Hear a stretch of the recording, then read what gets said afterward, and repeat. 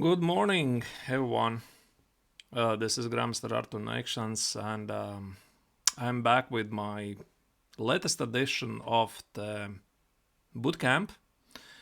Once a week, I'm organizing an educational stream about various topics. So I've done boot camps or the so-called training camps or training sessions about various openings.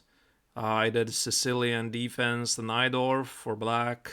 I did anti-Sicilians for white. I did Queen's Indian. I did pawn endgames, rook endgames, how to convert material advantage, etc. So today I've picked quite a nice and interesting topic, which is gonna be king walks. So what do we understand about the king walks? And not only king walks, but immortal king walks. Those games which stay in the memory for a long time. And probably you're thinking about, wait a second, I'm gonna probably show you a long walk of the king, which is gonna be mated in the end. No, vice versa. I want to show you some of the best examples in the history of chess where the king is walking pretty much since the start of the game in order to deliver the final blow for the opponent. So let's start with the example just to showcase what I'm gonna show you in this bootcamp. This is the puzzle which actually made me think about this topic. So just a second, I'll upload it.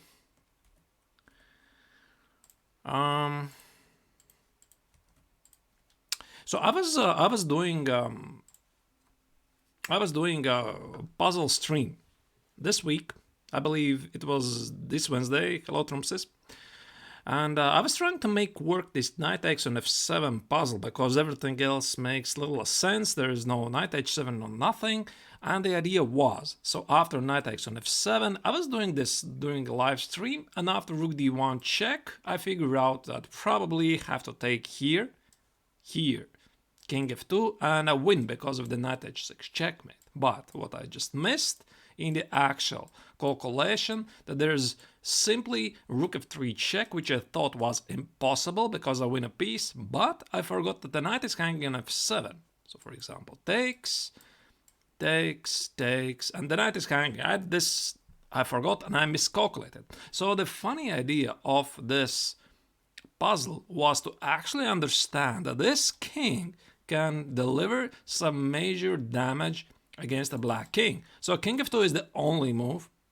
And now finally rook f1 is impossible because the rook is still standing on a1. So rook f1, and that's it.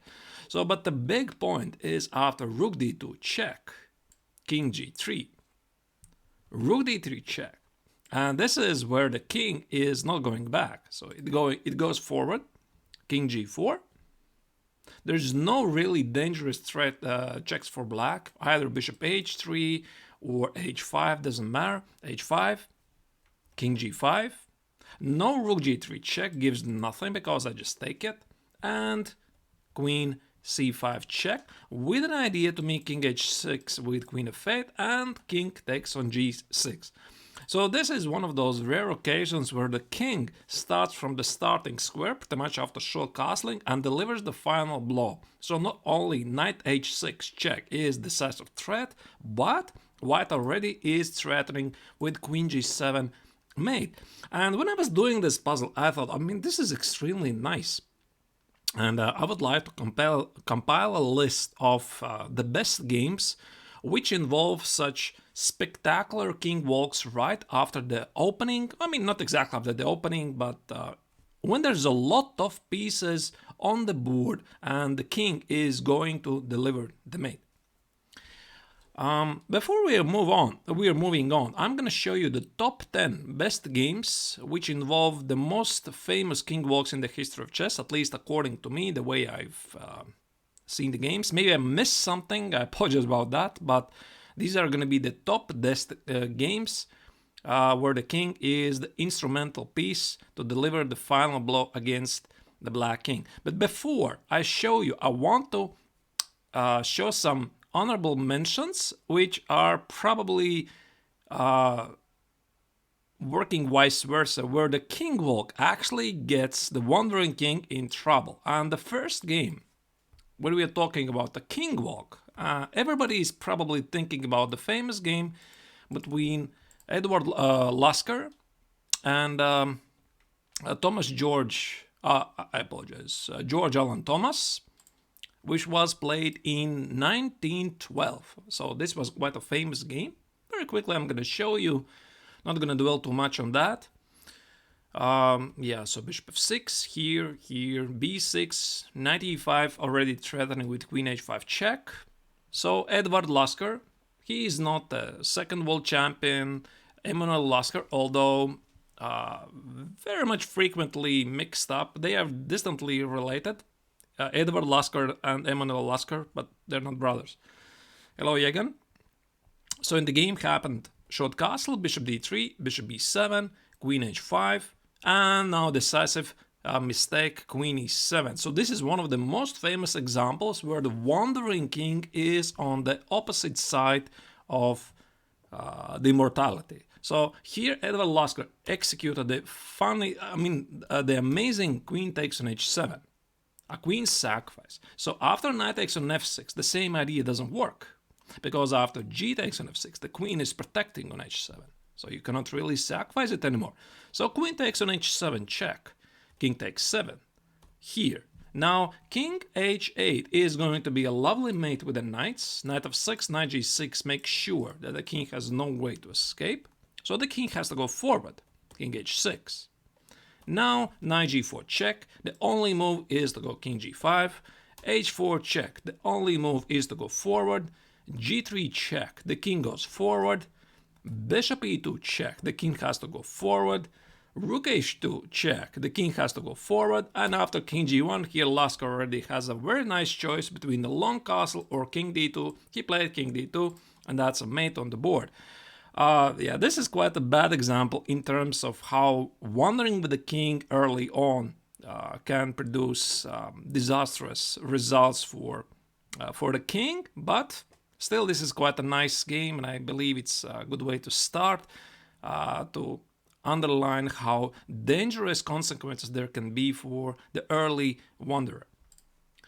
For example, among the more modern games, probably you're thinking about, forced walk. It is quite rare. Again. Among the modern games, there was this very nice game which became pretty much immortal already. Was the game in 2019 European Team Chess Championship. And this is quite a rare event. No, the knight could not be taken at the start because there was a double check trumps. There was a double check between the bishop and the knight.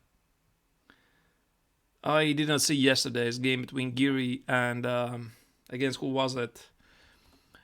So this is the game between Daniil Dubov and Rasmus Swane. Very quickly I'm going to show you, because this is not the purpose of the bootcamp to show how to checkmate the wandering king. I'm going to show you, Dubov Swane. This is what I mean. Dubov Swane. And he played a very nice game, very nice attacking game. Made a long castle. And black was very early in trouble. Somewhere along the way, Dubov misplayed this, but still, he managed to start a very nice attack. So after 95 technically, I believe, is a mistake, but okay. Rook h7 check. King f6 is gonna be very close to checkmate early. Knight e4 check or e4, e4 are very big threats. King g8. Rook f7. Queen takes on g6 is a big threat. Queen is under attack. Queen takes on g6. Now, rook g7 already is a lovely mate. Check. Here, knight h7. Here, queen g8 mate on the board. So, both the players are very strong grandmasters. Daniil Dubov already is a legendary player at his young age, having produced so many stunning games, and in the end the king had to make a long walk. King e8, queen h5, here, queen h3, here, no repetition, and the king goes forward. And Dubov found a very nice way how to checkmate the black king. So the king got to a5. Then it got to a4. Then it got to a3. Yeah, quite difficult to imagine that the king can survive being so far away, as black has so much extra material, but still white needs essentially 2 pieces to checkmate it. And Dubov found very stunning looking bishop b3 move, and after bishop d7 there was a forced mate on the board, queen c1, queen c2, queen a2 check. So essentially when we look at this position, what black did, he played king f8, here, here, here, here, here, here, here, here, only to meet its fate. No, short against Timman did not happen yet, because I'm just showing you some warm-up examples, because these involve having disastrous effects for the wandering king. I mean, that's what typically happens when the king is walking, it gets checkmated in the end. There is yet another honorable mention. For example, I think I saw this idea at Facebook discussion. I don't think I've seen it before as an opening idea, for example. So this is some sort of a classical hedgehog from the Sicilian Carlsen. So c4, here, here, here.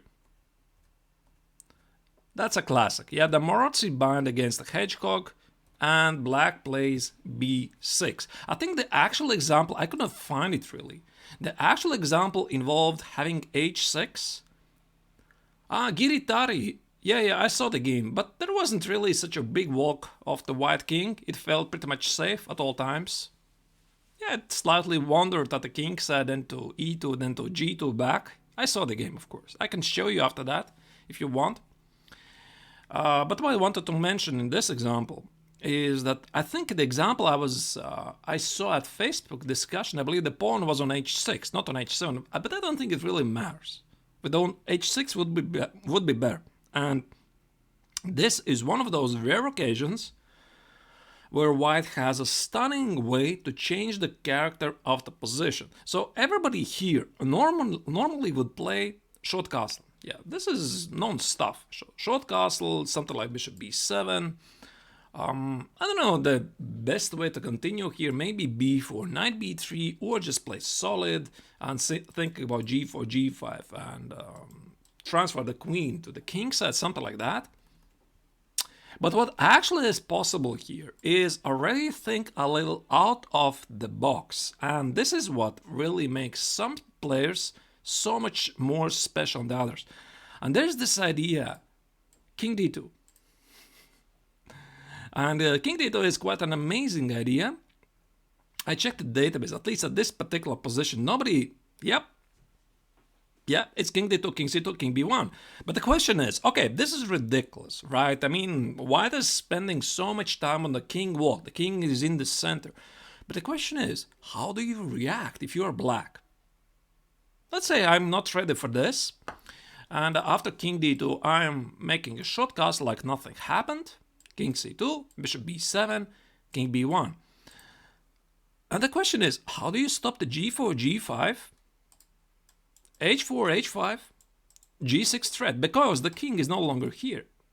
And the logic dictates you'd have to make a counter-strike in the center, either d5 or b5. But this is where Marozzi bind is making it extremely difficult to achieve, because b5 you just take it.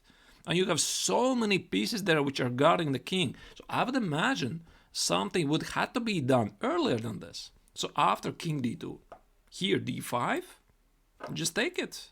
There's the c file open, knight can go here. And what is quite funny is that the king, it can go back. I mean, having forced our opponent to do something radical in order to punish white, the king can just go back. That's quite funny. I mean, this king d2, king e1, having forced black to do something extremely radical, you don't need to put the king on b1 anymore.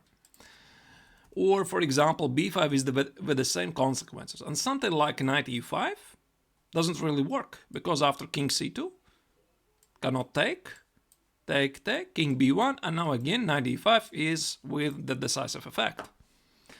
So that is one example how early king walks can produce amazing results. And now I'm gonna switch over to the top 10 of the king walks, which I treat to be the most fascinating one among all games. Yeah, comp approved. Absolutely comp approved. You put it king d2, computer doesn't see it. It doesn't see it. You play king d2, it says, oh, it's good, it's good. So that's why I like it really, this amazing idea. I've never thought about this idea that you can play it in the Sicilian Paulsen Hedgehog setup. Apparently you can. Amazing.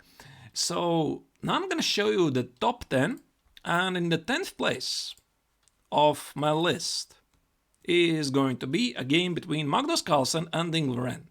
So just a second, I think I will. All right. So this was the game, and there you go. Magnus Carlsen was playing with white. This was a blitz. Doesn't matter. Doesn't matter. And he was playing with white, and he's thinking, I mean, I have opposite color bishops, so it would be nice to prepare at some point to play g3 f4 to open this dark square bishop. And typically the logic dictates that opposite color bishops in an attack position are extra pieces. So he played f3, sort of a waiting move. A waiting move. Yeah. Yeah, Sleepy Mario, that's what they did. So now we can watch it from the black's perspective. And white is seemingly playing without a risk. He's thinking some g3 f4, or maybe he's just setting up a solo position, and maybe actually he's thinking about himself. The position king f2, king e2, king d1, king c1, and then play g3 f4 and start a big attack. And this was a blitz game. And what Ding Liren, one of the best players in the world against the world champion, what he did? Yep, he played king f7. And again, king f7 comes with an amazing idea to transfer the king to c8, king e8, king d7, king c8, and the idea is simple: g5, h5, I don't know, h4, g4, something, knight f4. Try to open this light square bishop and do exactly what white might be thinking to do to black. And should white play here, for example, something like f4? So after having played f4, not necessarily the black king, like I mentioned in the previous example, it doesn't have to go to b8 anymore, because black just managed to provoke white from doing something radical. So for example, I could play, I imagine knight takes on f4, and after something like, I don't know, knight g4 perhaps makes sense, perhaps h5, yeah, it's difficult to evaluate this, and if the knight goes back, for example, I just go back. Maybe that's not exactly the best moves, but the idea is, by playing such an aggressive idea, trying to provoke white to do something radical, but because the king is in the center, we can also change our plan in the middle of this. Can white copy black? That's a nice idea. I don't know. We can try to do this actually. So for example, Ding Liren played king f7, and Carlsen could have played king f2? Maybe. Maybe king f2, here, king e2. That looks reasonable. King d7, king d1, king c8, king c1. And yeah, I think that is completely playable, because black cannot really also start the attack at the queen side by c6, b5, because the king is there. So maybe this is a nice way to react against this. I asked the engine, and an engine says that after king f7, the most logical f4 supposedly works. Yeah, f4, knight takes on f4, knight g4 with some ideas to play knight e5 or knight f6 or g3 looks extremely dangerous. But again, I mean, this was a blitz game. And in a blitz game, to evaluate that f4, knight g4, and calculate very quickly in something like 30 seconds or up to 1 minute that it works, that's a very big decision. Especially when such a smart player as Carlsen is playing with white. He knows that his opponent might be trying to provoke him. So what happened in the game is that after he played queen f2, king walks, here, Yeah, finally Carlsen prepared to play this f4 because he was not in the mood to see what is going to happen after king c8. For example, I don't know, he could make some normal looking moves. Knight c4, king c8. Now there is no attack of c3, b4 because those are weaknesses. b4 is not really a big threat. And black is just going to play g5, h5, h4, knight f4, g4. So Carlsen tried to do some counterattack with the correct idea f4, although a wrong moment. And after f4, knight f4, he sacrificed the exchange.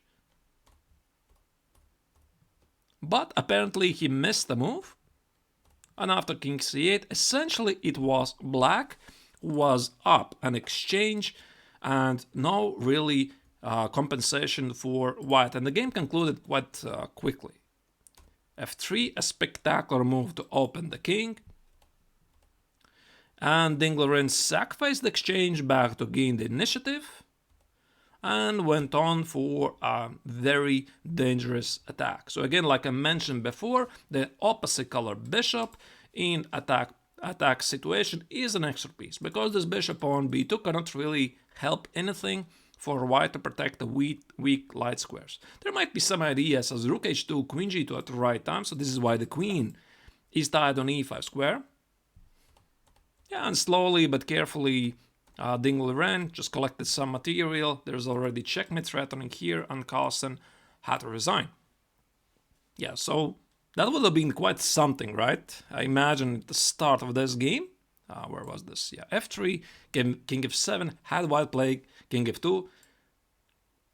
I don't know, maybe actually it is possible to try to play it around a little, something like king g7, wait for white to play king e2, then instead focus on an attack at the queen side, because black can also play some b5 at some stage, something like, I don't know, bishop c6, king e2, and maybe at the right time to prepare this b5.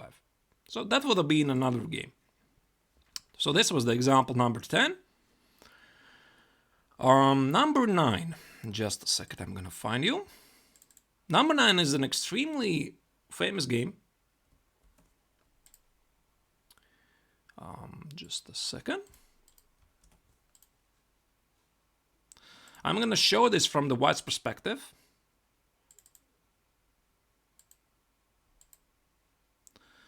So this is the 4th world champion Alexander Alekhine against Frederick Yates. It was played in 1922 before Alekhine was a world champion. And when we look at this position, it quite clearly becomes obvious that white is dominating the position because black's pieces are tied up, and unfortunately for black, he cannot just trade all of the heavy pieces at the c file. Yeah, so for example, had he played rook c8, white already is quite happy to trade, take,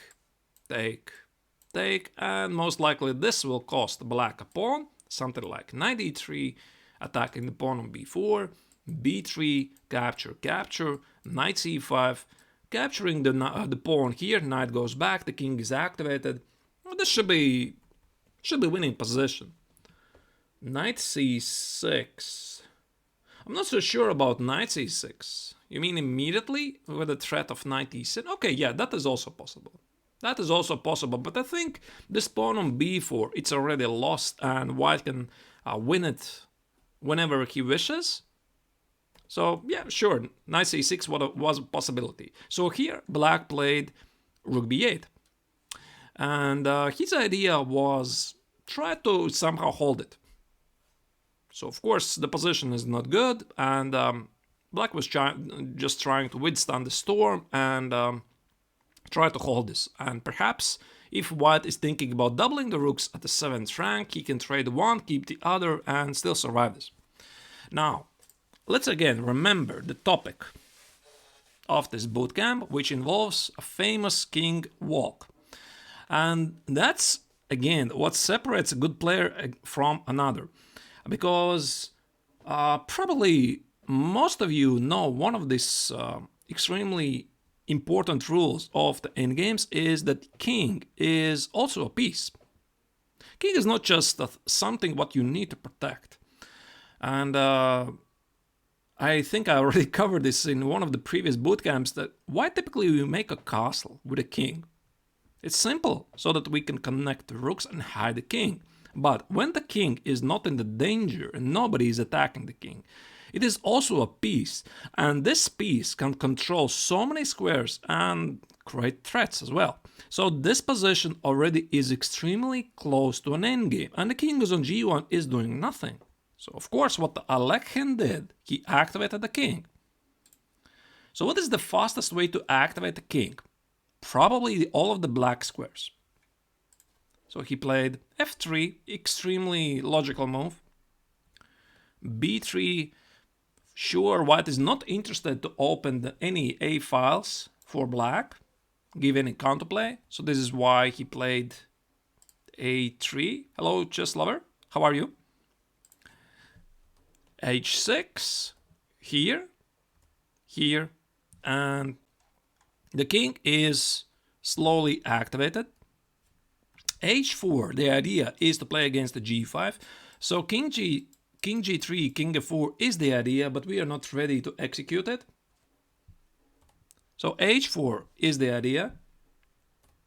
Rook f8, here, here. And white is slowly taking more space, and the idea is typically transfer the king to e5. So bishop a6 was played. So black is desperately trying to hold on to his material. King f4, very nice position for the king. If we compare on g1, it was doing exactly nothing. Now the king controls quite a lot of squares very close to the black king. So black just continues to sit passively. h5, making sure not to miss any g5 ideas, fixing the g6 square. Bishop f1, g3 changes absolutely nothing. And finally, black was ready to execute the final threat of rook c7 and penetrating at the 7th rank. I mean, sure, when we are thinking from the modern perspective, you have to understand this was the major difference how chess was played in the beginning of 20th century and how it's played today. Because back then, it was a belief that you can hold a position by playing passively. And you cannot really blame them, because the chess was not developed at that stage, that everybody understood that passive defense leads pretty much to catastrophe. And today, everybody already have studied these, everybody who has studied the classics, they know that passive defense leads nowhere, and you want to at least generate some kind of activity, but for black it's extremely difficult to do anything. If I was playing with black, I would be thinking maybe trade a couple of rooks first. Yeah, trade a couple of rooks and then keep the other and try to sell a pawn somehow in order to get an activity. Well, Yates didn't do that. So white finally managed to activate the rooks on the 7th rank, rook g8, and here comes the killing blow. Knight e7 is the idea to play knight f6, threatening with a fork. King h8 has to be played. Knight f6, the idea is this knight cannot be taken because there's going to be a checkmate, and rook f8. Now the question is, do you see the final blow? Or maybe you just know the game. Do you see the final blow, how white can deliver the decisive attack? And mostly because of the king. Yep, rook g7.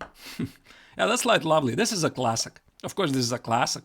So rook takes on g7, threatening with the mate. Rook takes on f6.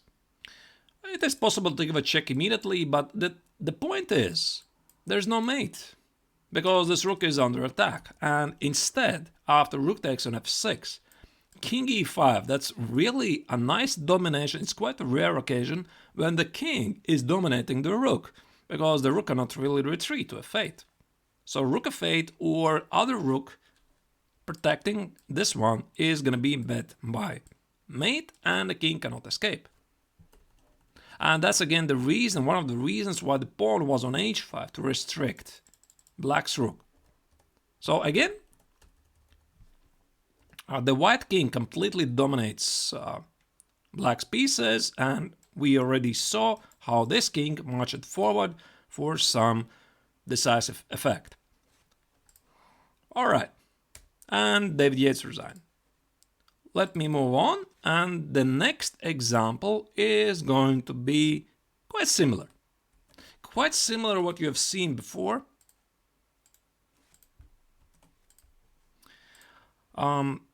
This is the game between Tigran Petrosian, former world champion, against Wolfgang Unzicker. It was some kind of a match between Germany and USSR in 1960. Petrosian wasn't a world champion back then. And as you can see, we already have some ideas and resemblance from the previous example. So when I'm talking about the king march, you are thinking, I mean, what do I march with the king? So king g2, king f3, king g4, what's the idea? There's no idea. But what would come into my mind is I draw some resemblance to the game Carlsen against Dingler-Wren.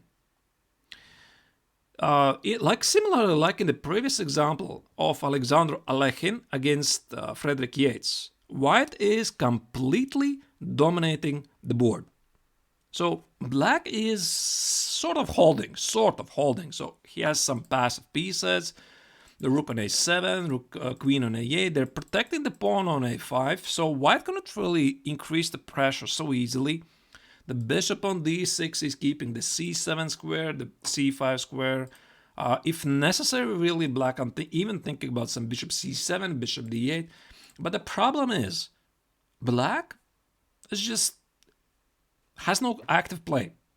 And white, at least according to one of the most important rules, which was set in, okay, I don't remember exactly which year was it, I believe in the start of the 20th century by Aaron Nemcovich, you need to create a second weakness. So one weakness in opponent's camp is not enough. And we are looking at this position. So where's the first weakness for black? It is the pawn on a5. So the pawn on a5, I mean, sure, I can try to target this, but how can I increase the pressure? Because I could play something like rook b6, rook c6, rook a6, very, very stubbornly going after this pawn on a5. But even if I manage to do this, does it guarantee me any success? Because I will devote all of my time and energy to go after this a pawn, and probably I'll break a couple of rules in the process. I need another weakness. Sleepy Mary is saying h4. What is h4? What do you want to do? So the idea is you want to create a target, another target. And this is where Aaron Nemcovich was one of the first, maybe the very first, but at least one of the first to postulate this idea that if you have one weakness in your opponent's camp, you need to create another. So white has a weakness at the queen side, so naturally the idea is to create another weakness at the king side. But there's the problem. There's the king. At the king side, we have the king at the king side. I mean, of course we could play h4, h5, try to create something there, but the king is always going to be in the middle. And Tigran Petrosian, he was such an amazing and intuitive player, he understood that the king has nothing to do at the king side. So what happened here? He decided to bring the king to a2. Normally, again, such king walks don't always work. Mainly it is because of the time. So king f1, king e2, king d2, king c2, king b2, that's already at least 5 tempos, king e2, 6 tempo. The second thing, something can happen on the road. For example, like this game against Dingler-Wren, Carlsen against Dingler-Wren, while the king slowly is marching towards the other side, something is bound to happen. So this idea is carefully to be executed. And I would say in most of the occasions, the stronger side can do this when it's dominating the board. When opponent's pieces are completely tied up, and I don't think black can't really do anything here, except of maybe some e6, e5. Actually, that would make sense. That would really make sense. If I would position with the white king to d2, that would make sense for black at this time to execute e6, e5. What is exactly the march to a2 achieve? I'm going to show you that. It's going to free all of your resources at the king side without the need to worry about the pawns. So, for example, king g8 was played, king h4 first. I don't think it really matters. Rook c2, yet another prophylactic move. Yeah, because this rook c2, the king would feel on c1 more secure than on king e2, king d2, king c2, or maybe not, it's not really a big deal. King e1 here and king d1. So I think black had to try something like e5. So you need to seek some kind of a counterplay. But here's the thing. Similarly, like in the previous examples, perhaps this is one of the reasons why the stronger side is playing this in the first place. We are trying to provoke a reaction because the weaker side is solid but extremely passive. And by this king walk to the other side of the board, we are trying to provoke the opponent to do something radical, try to punish. And black having played this move he played king h7, but black having played this move e5 weakens quite a lot of pawns. So for example, I could already think about something like takes, bishop takes, and maybe the king already can go back. The king can go back, and black has simply made himself a weakness on d5, but probably king c1, king b1, king a2 is still a possibility. Either way, this had to be tried by black, otherwise he is just sitting passively and just watching how his opponent is slowly torturing him to death. So after king h7, Petrosian managed to reroute his king. To what was it? Yeah. Queen b, here, here. Couple of maneuvers here and there. And finally, Petrosian was ready to start a dangerous attack at the king side. I'm not so sure about f4 though. Why he didn't think about f3, g4? Maybe he was concerned this pawn on g3 is going to be under attack, and something like f5 incredibly weakens this pawn. So white can just play rook b6, rook c6, knight c5, and there's no way this pawn is going to hold. So again, this is why it was extremely this difficult decision for black. He played king h7. White is preparing to play g4, here, and here. And now we compare this position. If the king was on g1. Do you think white would be ready to do all of this with the king on g1? Maybe not. I mean, you would always need to make sure you're not missing any rook g8, you're not missing any, at some time, some queen h4 ideas when the queen is gone. So you would always be looking behind the shoulder and watching what's happening to your king. So this is why Petrosian hit the king at the king side, very similarly like Dingler played it against Magnus Carlsen in order not to worry about the king so that he can focus at his game on the other side of the board. Yagan, you are referring to king d1 e5. I didn't really pay attention to that. Maybe it was possible. You mean here, right? e5, queen d5. Yeah, probably it was possible. Queen d5 takes, and something like bishop f8. There's rook g6. Okay. I didn't see that. Otherwise, this would make more sense because let's imagine there's no check, but of course there is a check. Let's imagine white would not have it, and he would have to play something like queen e4. And suddenly, black is extremely active. Yeah, the bishop is having a play, the rooks are joining some counterattack at the d file, and this is again the difference how modern chess is played today. Nobody is sitting passively, and this is why Carlsen exactly did what he did against Dingler. He understood that he has to play 4, he has to seek some activity. Only thing, in blitz, he got it wrong. He got it in the wrong order, and he wasted some tempos, and he played f4 in the wrong moment. Yeah, Jon. Yeah, this is a great idea. I'm gonna show you more examples like that. Yeah, so he didn't play that. So I didn't even mention queen takes on d5 as a possibility. But since there is this threat rook g6, takes, it is possible. It is possible. Yeah, and now white is simply demolishing black. Yeah, so it doesn't really work. So maybe if I'm playing with black, I'm thinking how to prepare this idea. So I see already a move like king f1. So now I'm going to look at it from the black's perspective. I see the king most likely is walking here. I could play something like, I don't know, bishop e7 and be ready. Rook c2, something like bishop f6, so that after king e1, I'm ready to play e5.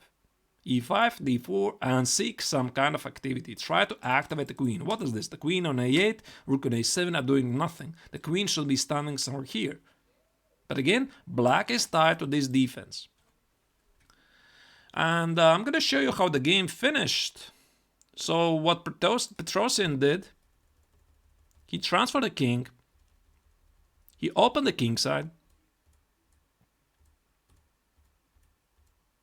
He already was toying with ideas to capture the queen, something like rook c2, queen h3, or maybe some queen h2, rook g1. So the black king is under some heavy fire. And what happened essentially is there are a couple of repeating moves. Black finally understood that his position is about to collapse. He sacrificed the pawn. Petrosian just collected the pawn. And the pawn on a5 is extremely weak. The king for black is extremely exposed. So white already can simplify the position and just try to convert this extra pawn. And black resigned. So, of course, it wasn't really necessary for black to do all of this. So, for example, rook c8, rook d7, knight c5, maybe he could have played something else. Although, rook d6 is knight b7 already. Okay, instead of this, he could have played something extremely passive like... Yeah, but it's not clear exactly what. I mean, something like king e8 maybe? Takes... Yeah, bishop d8 is queen h8, problem. And king d8 is a big problem with 5 and queen b8. And again, imagine yourself having the king on f1. It's extremely difficult to make it work. So this is why the king on a2 is such a nice idea. All right, so that was the number 8 example of the top 10 list of the famous king walks. The 7th actually also is going to be Petrosian's game. Tigran Petrosian was a player who was often regarded as a man of steel nerves, man who is never worried. And in this game, he had quite a spectacular king walk, although there were some mistakes in the process. It's his game against... I don't remember the first name, I apologize for the player, maybe Rodolfo, okay. I don't remember that. He was playing already in 1975, years after he became world champion. So he played out the Keres attack, at least his opponent did the Keres attack, which is right now at a professional level considered to be quite dangerous. Not going to show you too much about the opening phase. White was doing fine until he played f4, e5 here, and after some exchanges, suddenly white was in trouble. He missed queen a8, the pawn on e4 is hanging, and after long castle capture, here, white was down some material. And here quite a spectacular thing happened after rook e1, bishop e1. Suddenly Petrosian made a mistake. Because he had understood that the king has to make a castle short. And in order to do that, he needs to sacrifice some material. So the correct way to continue here was to play bishop e7, queen c7, give a check, and the king is ready to make a castle. So this is gonna cost you a pawn on e5 most likely, but since black already has 2 extra pawns, that's okay. That's okay, and the pawn on g6 is also going to be a weakness in the endgame. But Petrosian decided that since there are not so many pieces on the board, you can activate the king. It's also a piece. I mean, it's extremely logical move because you want to play rook c8 first. You want to keep those pawns on d5 and e5 because they're extremely strong pawns and controlling quite a lot of squares. But it weakens the king. Technically, this is still a fine move. Not the best, but it's still a possibility. Bishop b4, threatening with a check. Queen c6, queen a7. And here Petrosian made a big mistake. He was rewarded for his courage though. So the correct move here was to play queen c7 with the same idea. But the difference is that white has no follow-up. Queen b5 and queen c6. So the king, if necessary, is ready to go to e6, and on e6 is feeling quite safe. Petrosian had the same idea, but he thought, I mean, why should I give up these pawns on a6 and b5? I can still make it work. So bishop b4, I can just play king e6. So his idea was, Rodolfo, okay, yeah, I think so. I think I already mentioned Rodolfo. I apologize about that. Didn't write down the entire first name.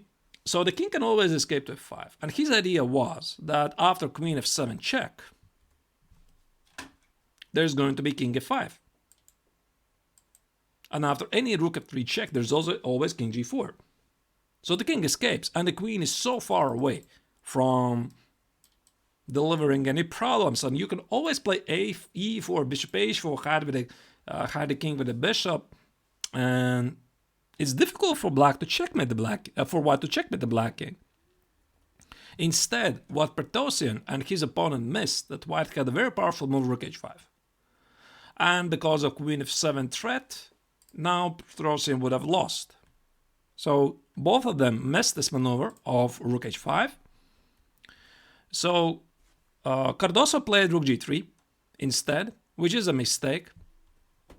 e4, freeing quite a lot of squares, making sure there's not going to be any rook f3 check, and king e5. And yeah, rook h5 was a big mess. And now imagine yourself, you're playing this with white, and you're thinking, I mean, you cannot do this. You cannot play like this. The king is walking in the center, and I should be able somehow to punish black. But white's pieces are not really coordinated together.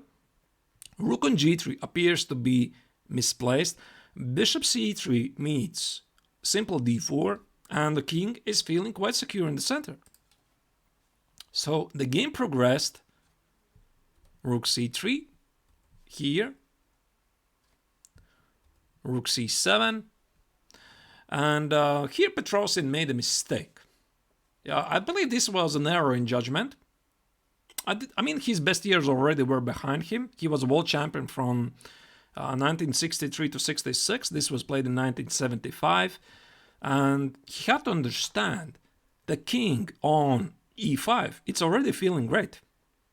So the correct move here was to play e4, e3, to push the pawn forward and give white no time to execute his counter chance, which could have happened in the game. So instead, king f5 was a big mistake. And after rook d7, rook e8, here suddenly Cardoso had a chance, what he already played in the game, but he didn't execute it properly. Rook d6, you cannot really take, because this pawn now is going to promote because of the bishop on b4. Queen c8 was played by Petrosian, and the correct move here was to sacrifice the exchange. Rook takes f6, g takes, here, here, here, And suddenly this rook on g8 is in danger. There's no way black can try to play this for the win. Very nice, spectacular idea, bishop d6. You cannot take because of the check, and the queen is lost, and white is simply delivering a perpetual check. So the black king made to as far as e2 square. It cannot avoid any checks, and this game will end in a draw. So this was missed. But in defense for white, I would like to say it's easy to miss this, because the pawn on d5 is under attack. It takes away all of your attention. What happens after queen e5? Rook d5.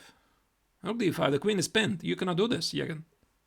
Here, you cannot really play queen e5 because of rook d5. I think Petrosian missed this entire sequence.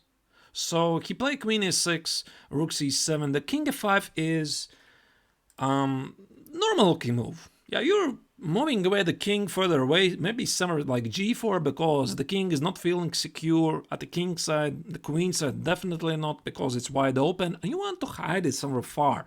But he had to understand that on e5, it was also protecting the d5 square. So not an obvious mistake. And after rook d7, attacking the pawn, normal reaction to bring the rook into game. His idea was to prepare rook d5 against with the king g4, and the pawn is marching forward with the help of the bishop.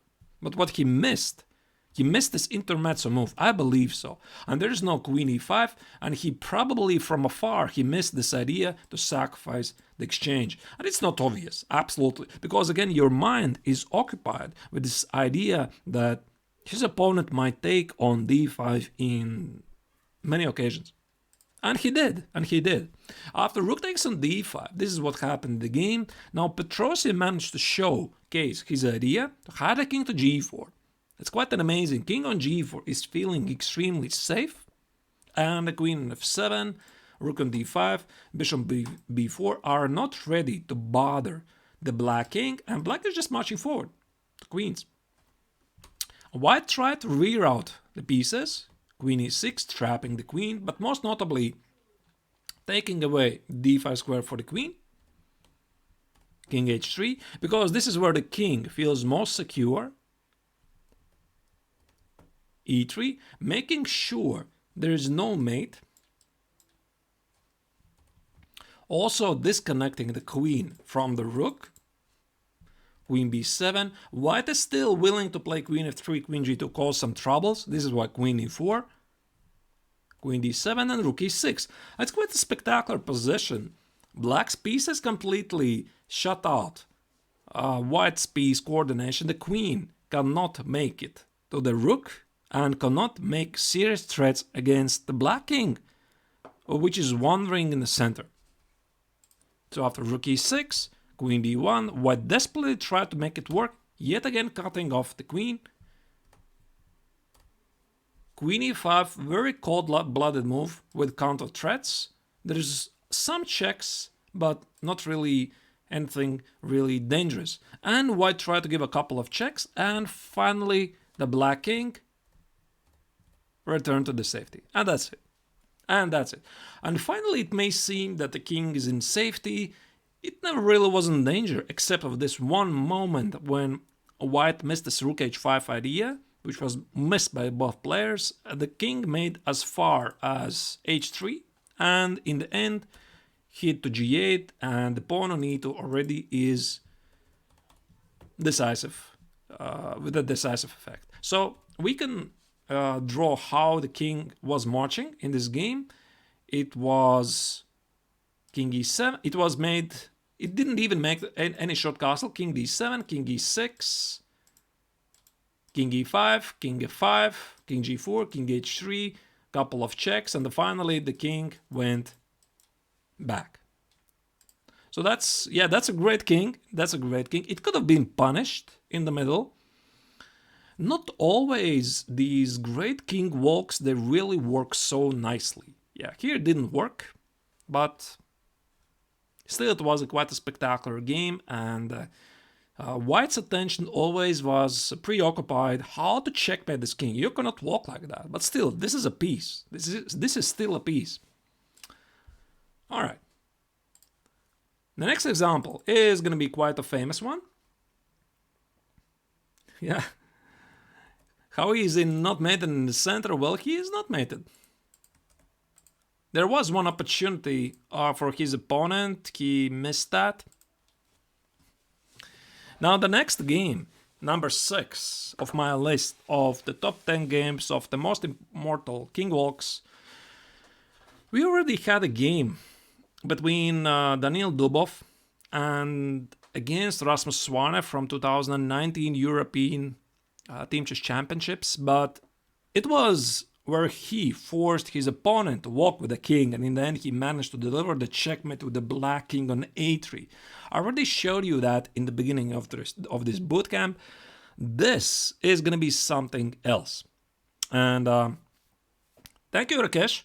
So this is going to showcase how brave is Daniil Dubov and how sometimes amazing exceptions can be made to king's safety. So, Dubov against Giri. Dubov is the modern Tal reborn, so to speak, or maybe he'll just take it as an offense. He's Dubov, he's not Tal. And Giri is one of the most solid players, so it's quite an interesting mix-up, a matchup. They played this in 2019 Moscow FIDE Grand Prix.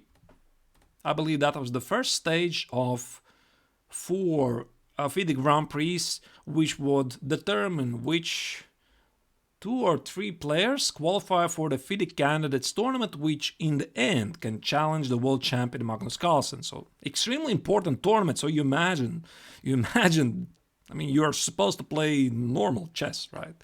Well, tell this to Dubov, of course. So bishop g5 was played, d takes, e4.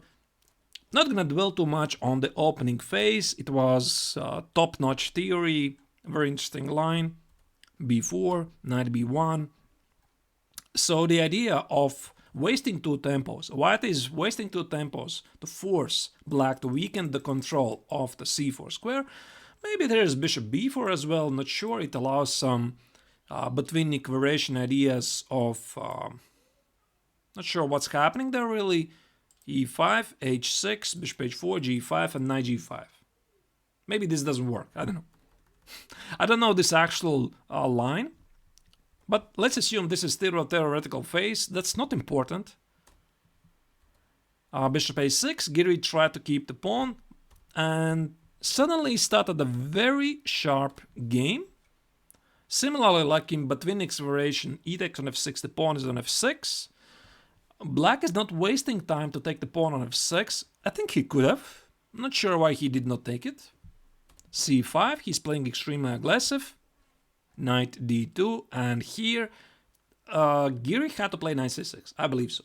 Knight c6, you need to develop all of your pieces, activate them, and then think about this pawn on f6. Because this pawn on f6, if not taken care of, it's gonna cause big headaches for the black king. Very aggressive game. Yeah, Jürgen, there's gonna be a long castle, sure. c3 was played, and I'll tell you this. c3 is extremely logical move. When I look at this, I thought, I mean, this is how I would play this, because I'm playing c4, c3, I'm protecting this pawn on c4 by tempo, so white has to waste time in order to recapture this pawn, and I also want to do some trades. I'm going to take the pawn on f6 at some point later. Looks great. So what happened in the game? After c3 captures, Giri, sorry, not Giri, Dubov played knight e4. C takes on d4 is a mistake. Yet another mistake. Wasn't really obvious that black had to play here c5, c4. Yeah, this is what engine is suggesting here. To close this bishop, play c5, c4. I cannot even explain this idea. Maybe with the idea to play bishop b4, totally not would be in my mind. Tata Steel, I think it starts in 3 hours. I think so, I'm not so sure really. Yeah, I think so, yeah, they started yesterday when Carlsen had quite a nice win over Alireza Firouzja. Yeah, So c takes on d4 was played, extremely logical move, and now suddenly bishop b5. Very nice intermezzo check. Takes, queen d5, extremely logical. But again, here already, when we're having a look at this position, it becomes quite apparent that black cannot easily take the pawn on f6. So if he had a chance, he should have done it earlier than this. So for example, something like here. Queen f6 was still a possibility. Here, queen f6 was still a possibility. Instead, Giri decided to play extremely aggressive in the center, try to protect his pawns, and now the pawn on f6 is protected, despite the fact that black has these powerful pawns on c3 and d4. So after a check, white is thinking, I could play a short castle here. I mean, nobody is playing out a game at a professional level. Okay, this is gonna be an eternally famous game. So today I feel like I'm in the right mood. I'm gonna produce something extremely spectacular so that history is gonna remember me. It doesn't work like that. It rarely works like that unless you have paired a nice idea which you're 95% sure your opponent will play, and it guarantees you to play an exciting game. But still, you need some help from your opponent. You need somebody who is helping you to achieve this, otherwise I can just kill any excitement if I don't want it. Pre-computer era. Yeah, maybe. So what happened here? Queen d5, not allowing the white king to castle. Queen d4 was played. Queen b5, not allowing the white king to castle. Knight takes on c3. And bishop b4. So I imagine Giri was looking at this position from afar. I'm not sure from how far, maybe something like 4 or 5 moves before, because there's a number of variations which you need to evaluate. So his idea was, this is okay. So this is okay because I'm keeping the white king in the center. It cannot castle. And I have some ideas as well. I could play knight d7, I could play rook c8. Of course, you cannot play knight takes on b5 because there's the spin. And in the worst case, I can just play bishop takes on c3 and knight d7. So I imagine this was in Giri's head. When he was thinking about this, I'm from afar. That's a very logical point of view. So what do you do here? There's a pin. The king cannot make a short castle. What do? You make a long castle. That's it. A long castle, extremely spectacular move. And the idea is extremely simple. I want to checkmate in one. That's one threat. The second threat is knight takes on b5. So black has to react something. And at the same time, he has to keep this bishop under defense. Something like bishop a3 check is extremely tempting. White could play king d2, queen b2 check, king e3. So this is already one kind of king walk possible in this game, but black is simply run out of the checks. And if we compare the placement of the kings, the king on e3 is feeling much secure than the king on e8. The king on e8 cannot castle, ever. Short castle is queen g4, queen g7. And said goodbye. That's it. So black cannot easily castle, and queen d8 is still a threat. Queen d7 after the knight goes is still a threat. Some backfrank problems. I think you already see which game I'm discussing. I specifically created this title, Dubov against Giri. Every single game, there's the description under the board. I think you should be seeing it. Daniil Dubov against Anish Giri, FIDE Grand Prix 2019. And Dubov didn't play this. So after the long castle, he still kept pressure. He played queen a5, protecting against the mate, attacking the bishop, only to receive knight b5, yet another spectacular move. So knight b5, the threat is... I'm not sure what is the threat really, but I imagine black is in Zugzwang. Black is in Zugzwang because he cannot castle. Queen g4, queen g7 is a threat. The knight on b5 is taboo. It's a mate. And the king is exposed, sure.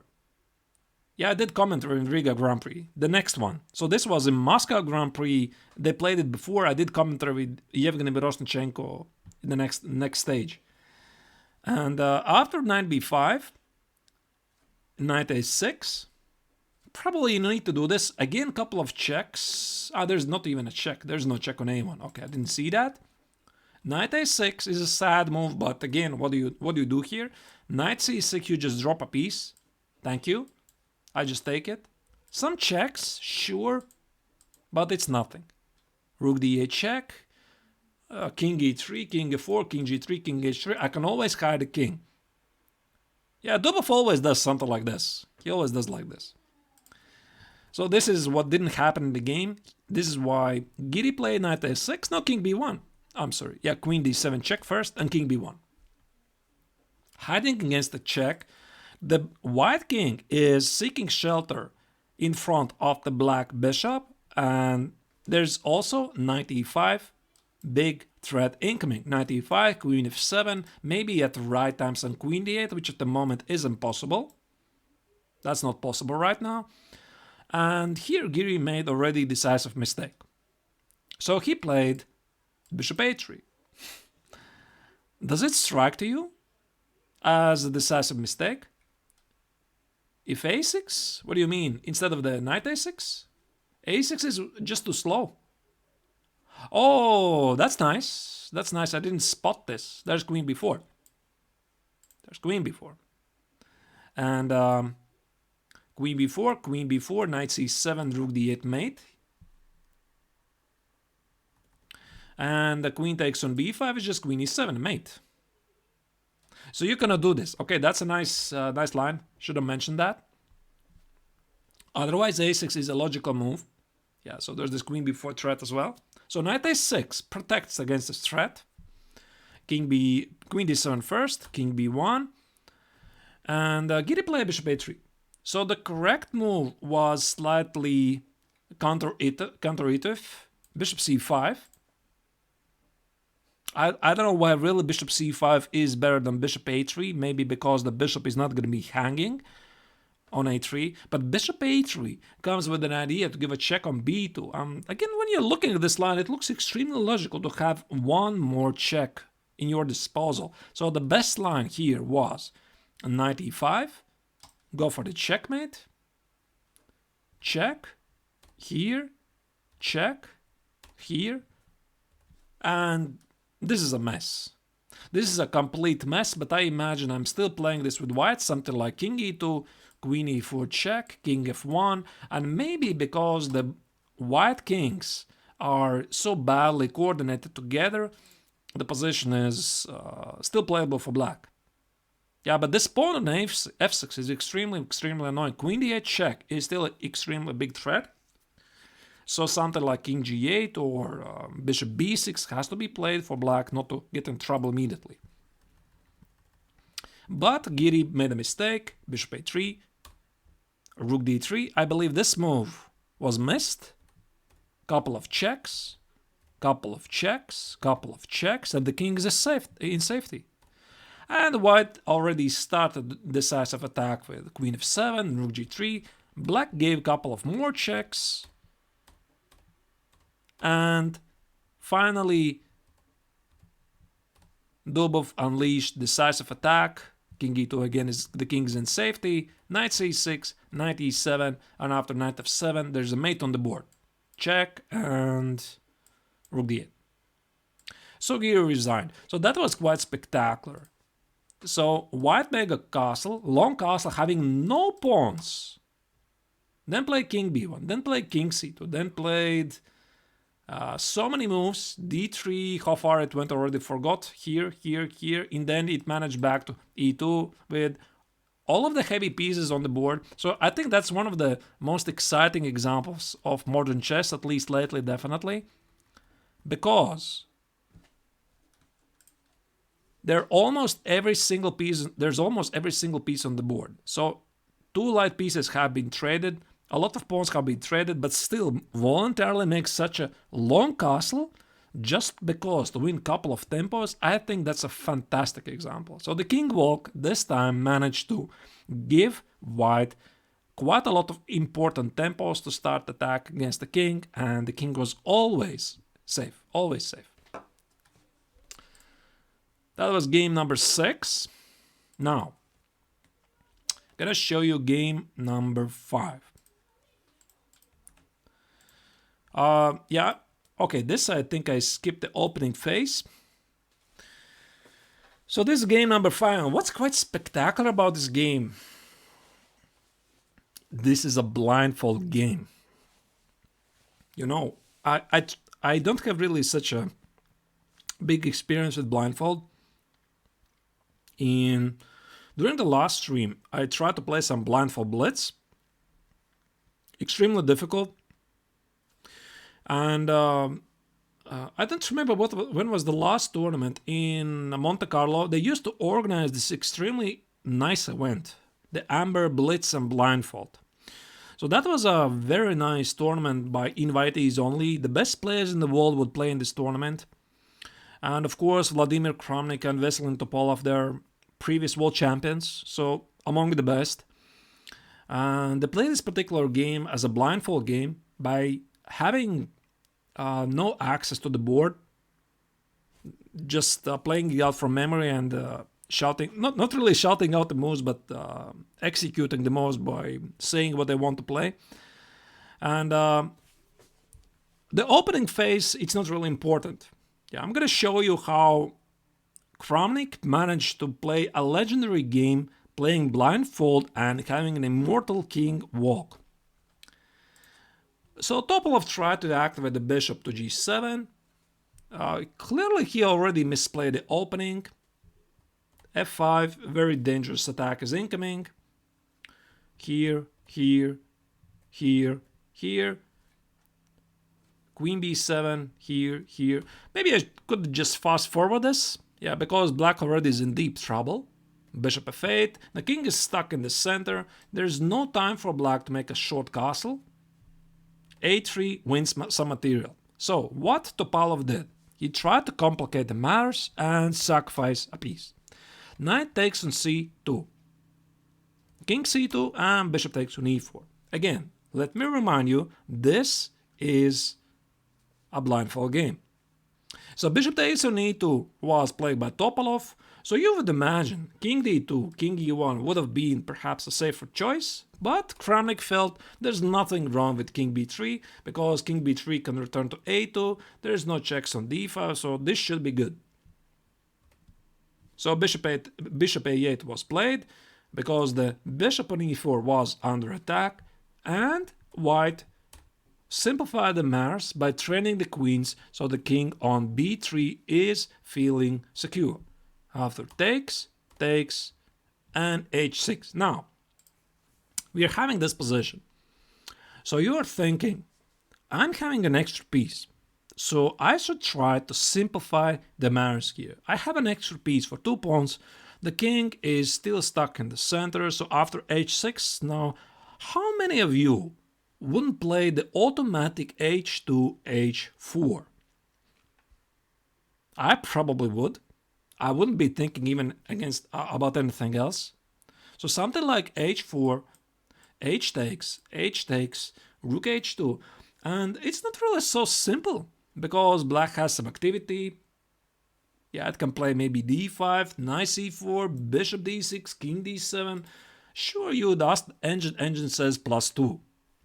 But it's not easy. It's still not easy. It needs to have a lot of work, have this convert. Yeah, and exactly. Knight takes on b5. This is what happened in the game. So after knight takes on b5, takes. I'm sorry, he didn't take. Why he did not take? Just a second. Takes. Knight d7. And I guess there's a number of moves how to win. Rook c1 seemingly is the simplest. Rook c1, rook c7 is already killing the game because you cannot take, because there's a back rank problem. So white can always play for the checkmate. Yeah, so bishop takes on b5 was an amazing move. I'm sorry, knight takes on b5. Knight b5, king d7 was played instead, and bishop d4. That's an amazing move. Threatening to play here. Bishop d5. This was not a blunder, I believe. This was not a blunder. Absolutely, Kramnik saw this position by playing blindfold. He could have just retreated. Knight c3. Yeah, knight c3, rook b8, knight a4. But there's still h takes on g5. There's still rook takes on h2 or some rook h4 ideas. And again, you have to understand this when playing blindfold. Hey, hold on. In the computer. Yeah, I don't remember. That was a long time ago. I just I missed this tournament because it was something special. Not very often you could see the best players in the world play blindfold games. Yeah, there were blunders occasionally, and they could see the board. Yeah, that's very similar to chess.com's blindfold, right? Yeah, you also can see the board, but you cannot see the pieces. I'm not sure if they could see the notation, because seeing the notation actually helps. It really helps. All right, so instead of this, what happened here? After knight takes on b5, king d7, bishop d4, a spectacular move to use the spin in white's favor. Bishop d5, intermezzo check. It seems that white blundered, but he did not blunder. So after bishop takes on b5, bishop c6. Now you're going to see the spectacular finish. It was broadcasted on Norwegian TV, was it? Wow, I didn't know that. That's amazing. Bishop e5, takes, rook c5, and now the question is, where do you go? Where do you go with the king? And again, I would ask, please raise a hand who wouldn't play here the automatic king a4. Why? Because the king is feeling safe there. You want to hide the king. You don't want to, on purpose, land it into a danger. But this was seen by Kramnik from afar, and he is using the king as a piece. It's not something that you always need to protect. It's always a piece. You play king b6. The entire sequence, the entire game is blindfolded. So this is why I'm stunned. I don't think I could play something like this. I can play blindfold, but not like this. This is amazing. So king b6 was played, rook e5, and white just continues to checkmate. So the king on b6, hey, GM5 Congress. So the king on b6 is a piece which is helping to play rook c7. King on a4 would be feeling secure, but that's not doing anything. So here, rook takes on a5 was played, and it's a nice idea. It's a nice defense by Topalov. Yeah. So the idea is something like king takes on a5. I can play d5, bishop d6, h takes. I'm still alive. Okay, probably lost, but still alive. And look at this. Now look at this, what Kramnik did. After rook takes on a5, he just ignores. He just ignores the rook on a5. Just gave a check. Rook c7 and rook c1. So the threat is rook c8, king d7, rook 1 to c7, checkmate. And the spectacular idea appears here after rook a8, king b7. Now, do you remember the game Alexander Alekhine against Frederick Yates? It's the same idea. It's the same idea all over again. The king is dominating the rook. And rook c8, king d7, the other rook goes to c7, checkmate on the board, and black is powerless. Instead, he tried rook c5, and it seems, what did white miss here? He did not miss anything, because after the take, king c6, the king and the rook are completely dominating black's pieces, and rook a7, rook a8 is inevitable mate on the board. So how wonderful is that? So something like bishop d6 is the only move which is still at least keeping it alive for a couple of moves. And h takes is rook a7, rook a8, because the pawn on f6, the king has no escape. And something like bishop d6 changes nothing, take, and here. At least I win the rook. And Topalov resigned. I believe that was an extremely nice game. Yeah, sure, what was winning? What was winning before? What was winning instead of all of this? Instead of all of this, queen b6 takes h6, probably h4 could have been played, but still I find this nice sequence of knight takes on b5, bishop d4, sacrificing the piece, activating the king, and going for the stubborn checkmate. I find it extremely, extremely beautiful. After knight takes on b5, rook b8. Let me check it. You mean rook b8 here? No, it's knight d6, I think. Can I play knight d6? Ah, it's just knight c7, knight a8. Okay, it's as simple as that even. So knight c7 and knight a8. You're welcome, Boost Services. There are a lot of games, and I just hope I manage to find most of them. And I found some games, I'll tell you honestly, some of the games I didn't know they existed. Yeah, like this one. I didn't know it. I just didn't know it. I mean, it's some king walk, okay, who cares? But it's not even annotated anywhere. But it's there. So extremely, extremely beautiful, and there's more coming. So this was the game number 5 of my top 10 list of the most immortal king walks. So the game number 4. Game number 4 is, again, probably played between players which most of you have not heard before. It was played in Netherlands U20 Championships in year 2000. I mean, who remembers that, right? Unless you're from Netherlands, you were playing at the time. Joost van Ruitenberg, I don't know the player. He's a FIDE master, but he played immortal game, at least to my eyes, at least, against Sandro Castellani. So 2 players under 20 in Netherlands managed to conjure a spectacular game. And again, you cannot do this without help of your opponent. Because if your opponent is not contributing you and going for the most principled lines, you're not going to see this over the board. I can kill the most exciting game if I want to. So I believe both players are responsible for delivering a masterpiece. A gigantic plus score.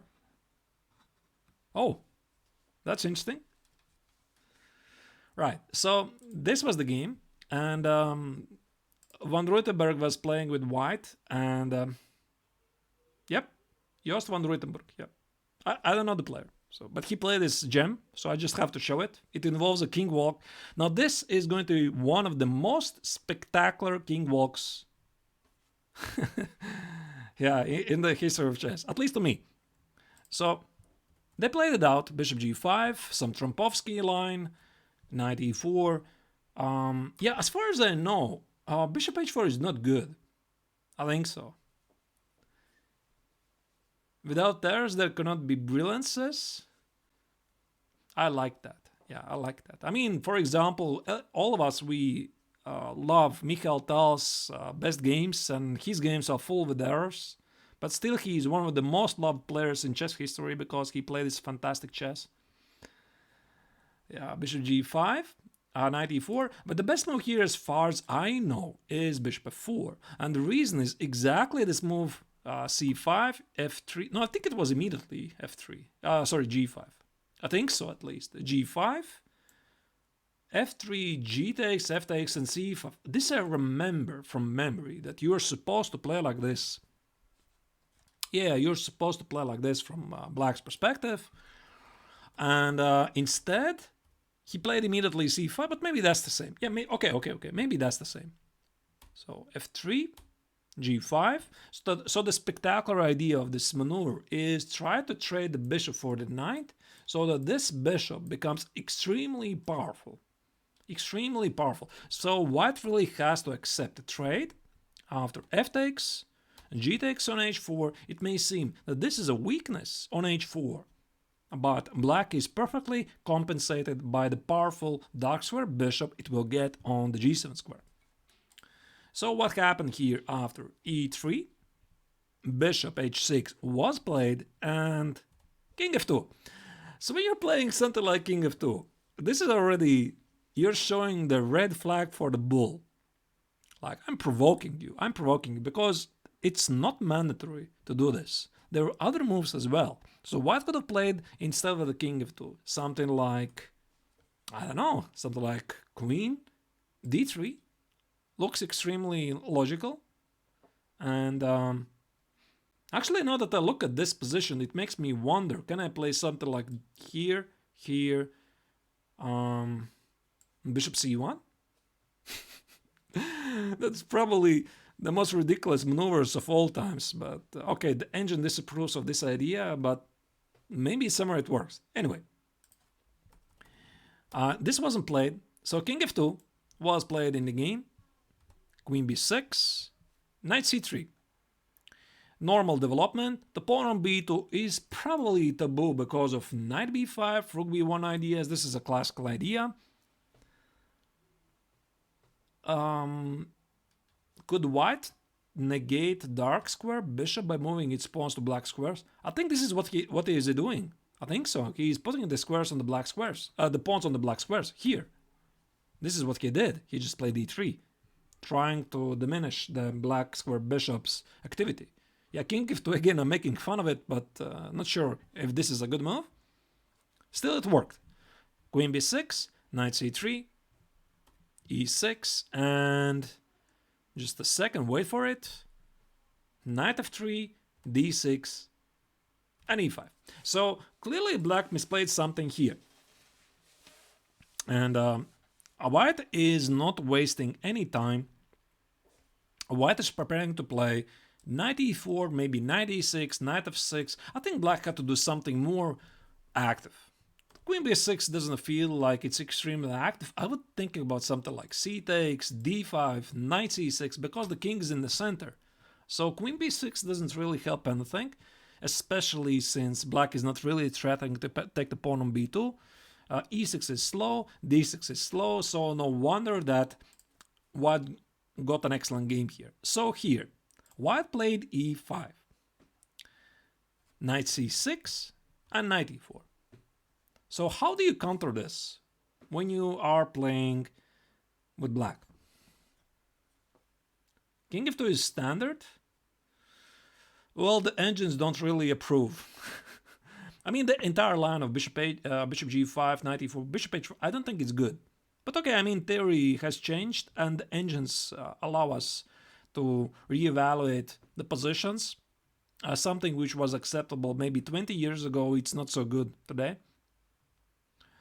So here, black decided to punish white immediately and try to change the course of the game, because white already is threatening with knight e6, knight f6, something like d takes looks just bad, yeah, because there's queen d6, knight f6, and yeah, it's not clear what black should do here. Instead, black played bishop e3, and of course, like I mentioned, you cannot really make an immortal game if your opponent is not helping, and bishop e3 is very logical move.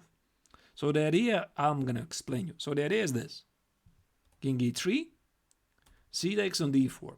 So he is sacrificing a piece for 2 pawns, and the second pawn, the third pawn on e5 is under attack. So let's imagine you're playing this from the white's perspective, and you just were delivered this sacrifice on e3, and your opponent just played c takes on d4.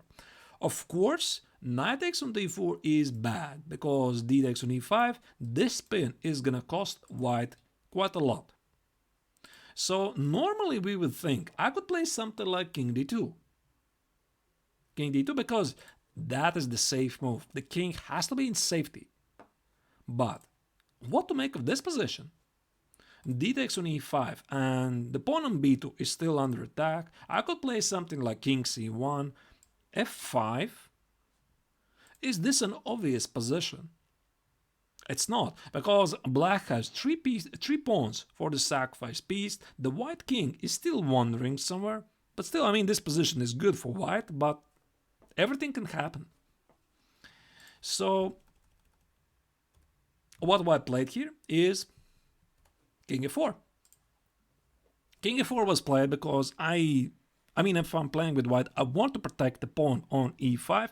But again, this means the king is going to be under the harm's way. So when you're playing something like this, you need to be extremely sure you're not missing anything. So let me show you a couple of lines.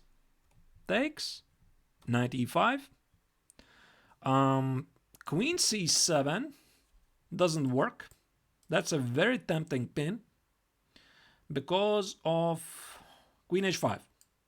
Queen h5 protects against f6, protects the knight on e5, and I'm ready to play knight f6 myself. Doesn't really work for black.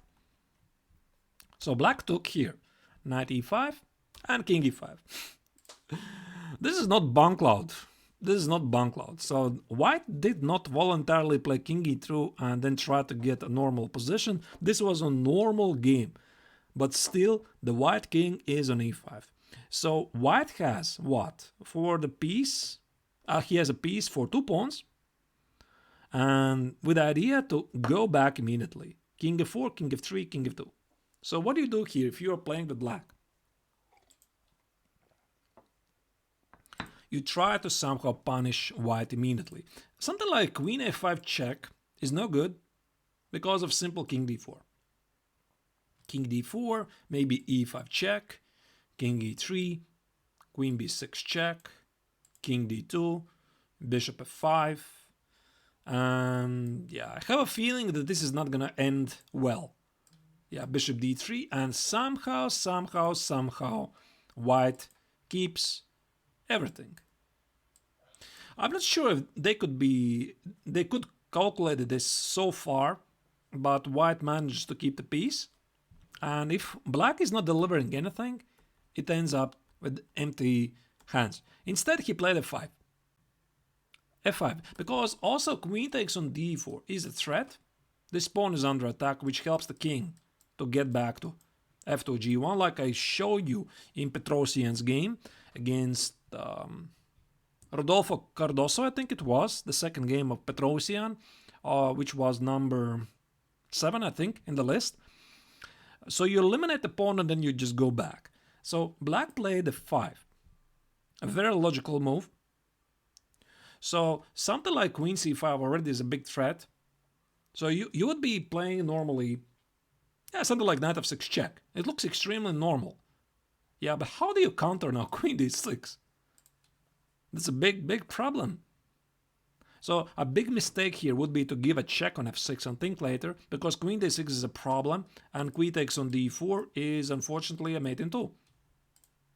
So you have to play queen d6 and that's it. Instead, queen h5 was delivered. So the queen is ready to attack the king. And what's quite interesting here, I really like this, is that white is not really focused on bringing back the king. The king is a piece, and it's standing on e5. It's taking away some important squares for the black king. It's controlling d6, f6 square, and a lot of squares surrounding this. If necessary, white could even sacrifice the knight on e4. So what happened here was king d7, queen f7 check, and there's another wanderer. So one king is on e5, the other king is on c6. So when you have this position, you think, how did you get this? This is an artificial position. It's not. It's completely normal game.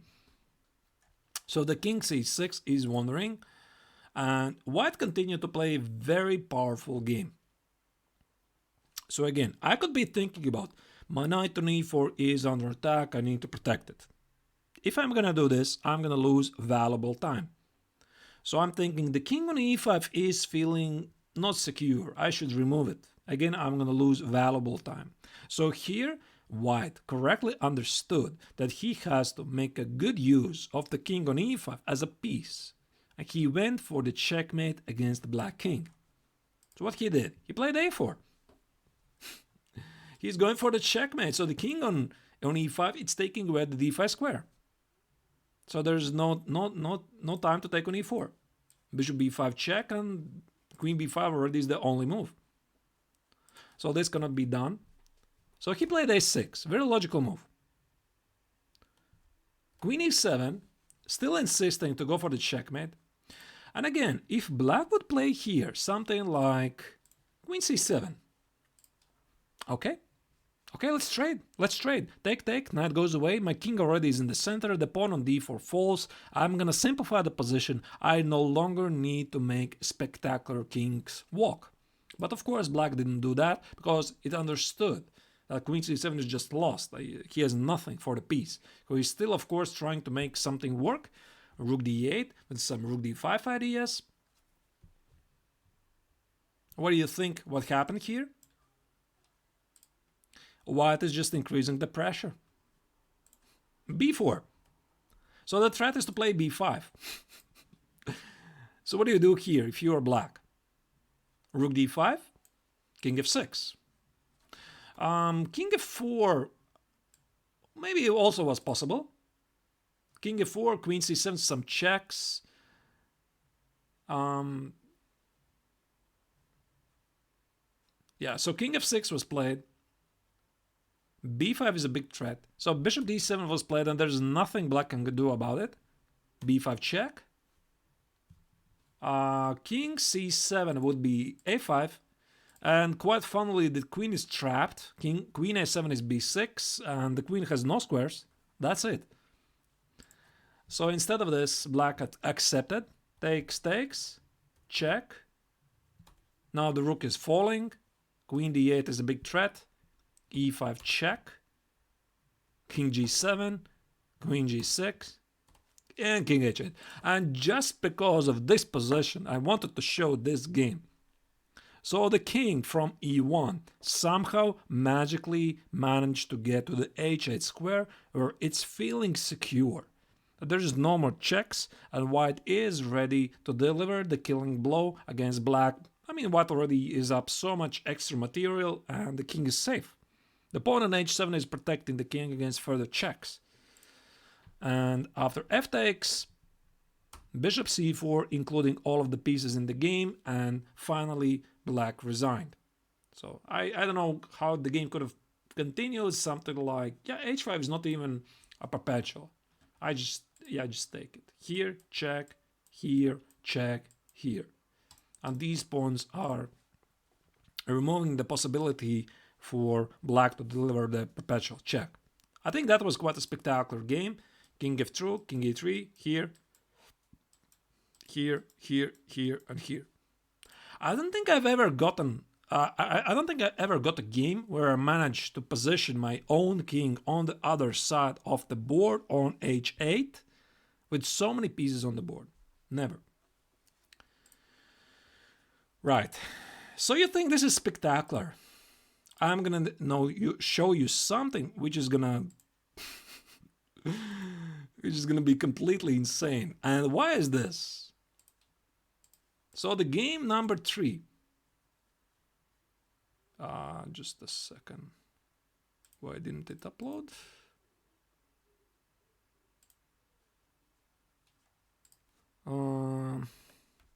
Just a second. That was weird.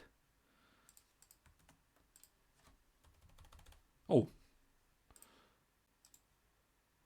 It's just a second. Okay, here we go. So this is the game number 3. And yeah, there's a lot of brave kings. And what's spectacular about this game, this was played between super GMs. It makes it extremely, extremely rare. This was, I mean, when they played this in 2015, I remember the headlines were David Navara, the former child prodigy from Czech Republic. I happen to know him in person as well. He's super, super nice, super friendly guy. And he played his immortal game against Radoslav Wojtaszek, yet another top-level player. He is 2700 They are both of them 700 level players. Radoslav Wojtaszek was the second of former world champion Vishwanathan Anand, and David Navara himself was over 700 for many years. I'm not sure if he is right now, but still he's playing, I think, at 700 level. And they played this in 2015 Beal Grandmaster tournament. Yeah, very strong tournament. You just don't happen to play in a super tournament and just make an eternal king walk. But this is what happened. Not all prep. Yeah, so they play this an open Sicilian. Sicilian Najdorf, bishop e3, e5, knight b3, bishop e6, h3, bishop e7. Yeah, about the g4. I'm not so sure. And I read the annotation of this game that this was a preparation for just one game.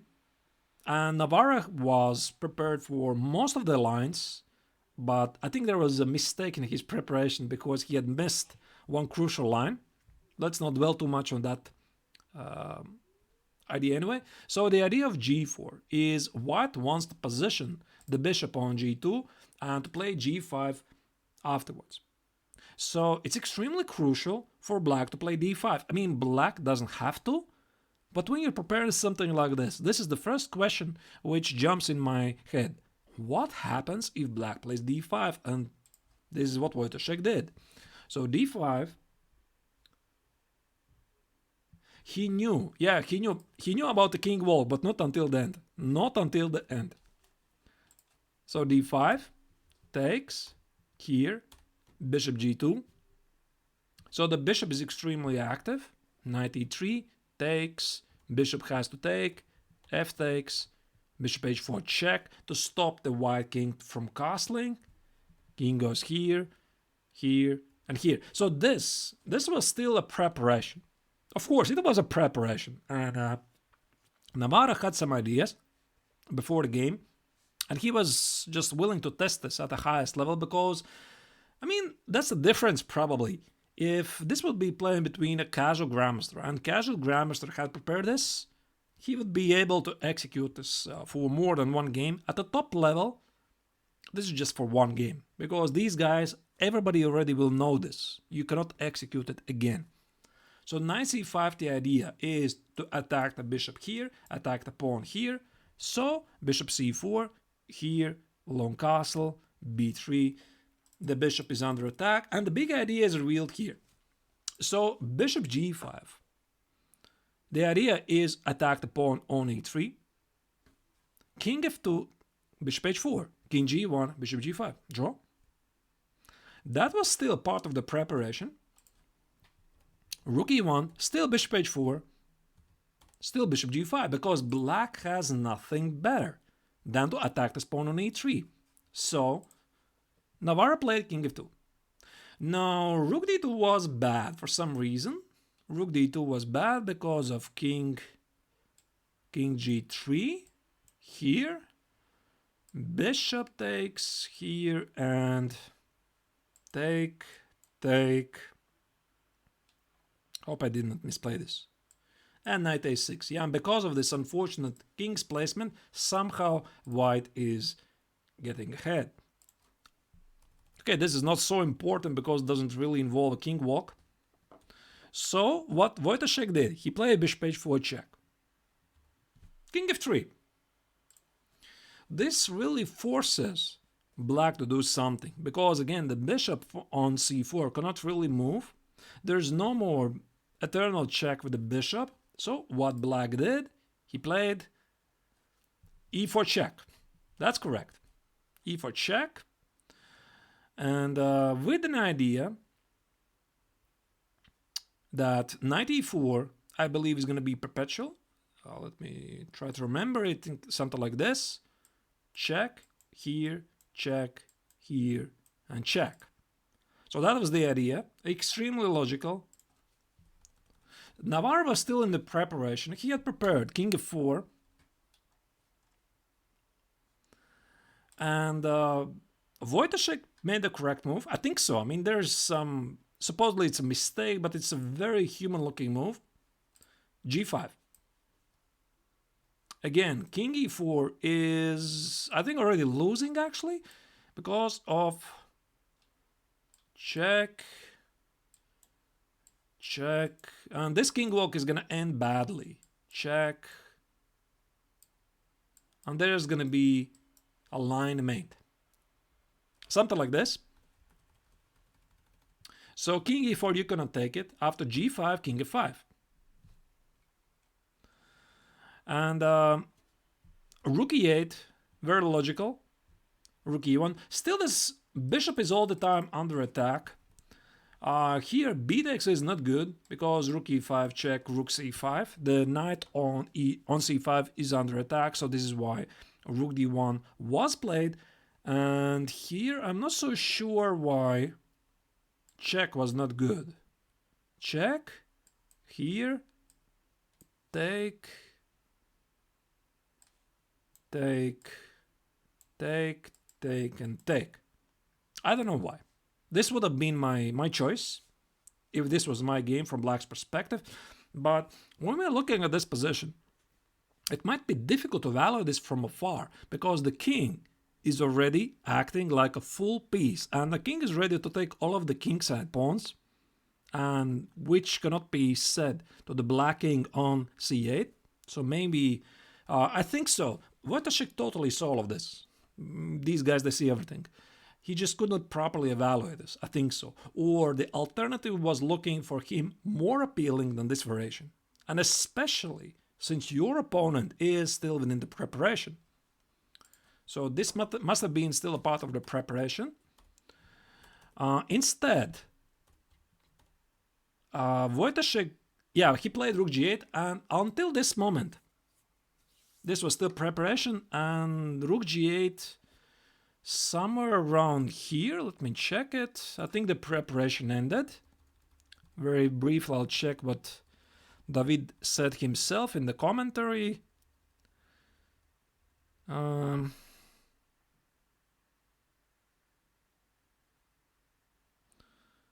G8 check. Okay, I don't have it anymore. So somewhere around here, his preparation, and yeah, that's the prep. So that is the difference. But listen, it's easy to prepare because this is a forced line. Either you do this, or you agree to repetition. So when you're preparing something like this is an extremely forced line. But the king on f4, it's automatic, so you can check it at home. He does it to play for the win.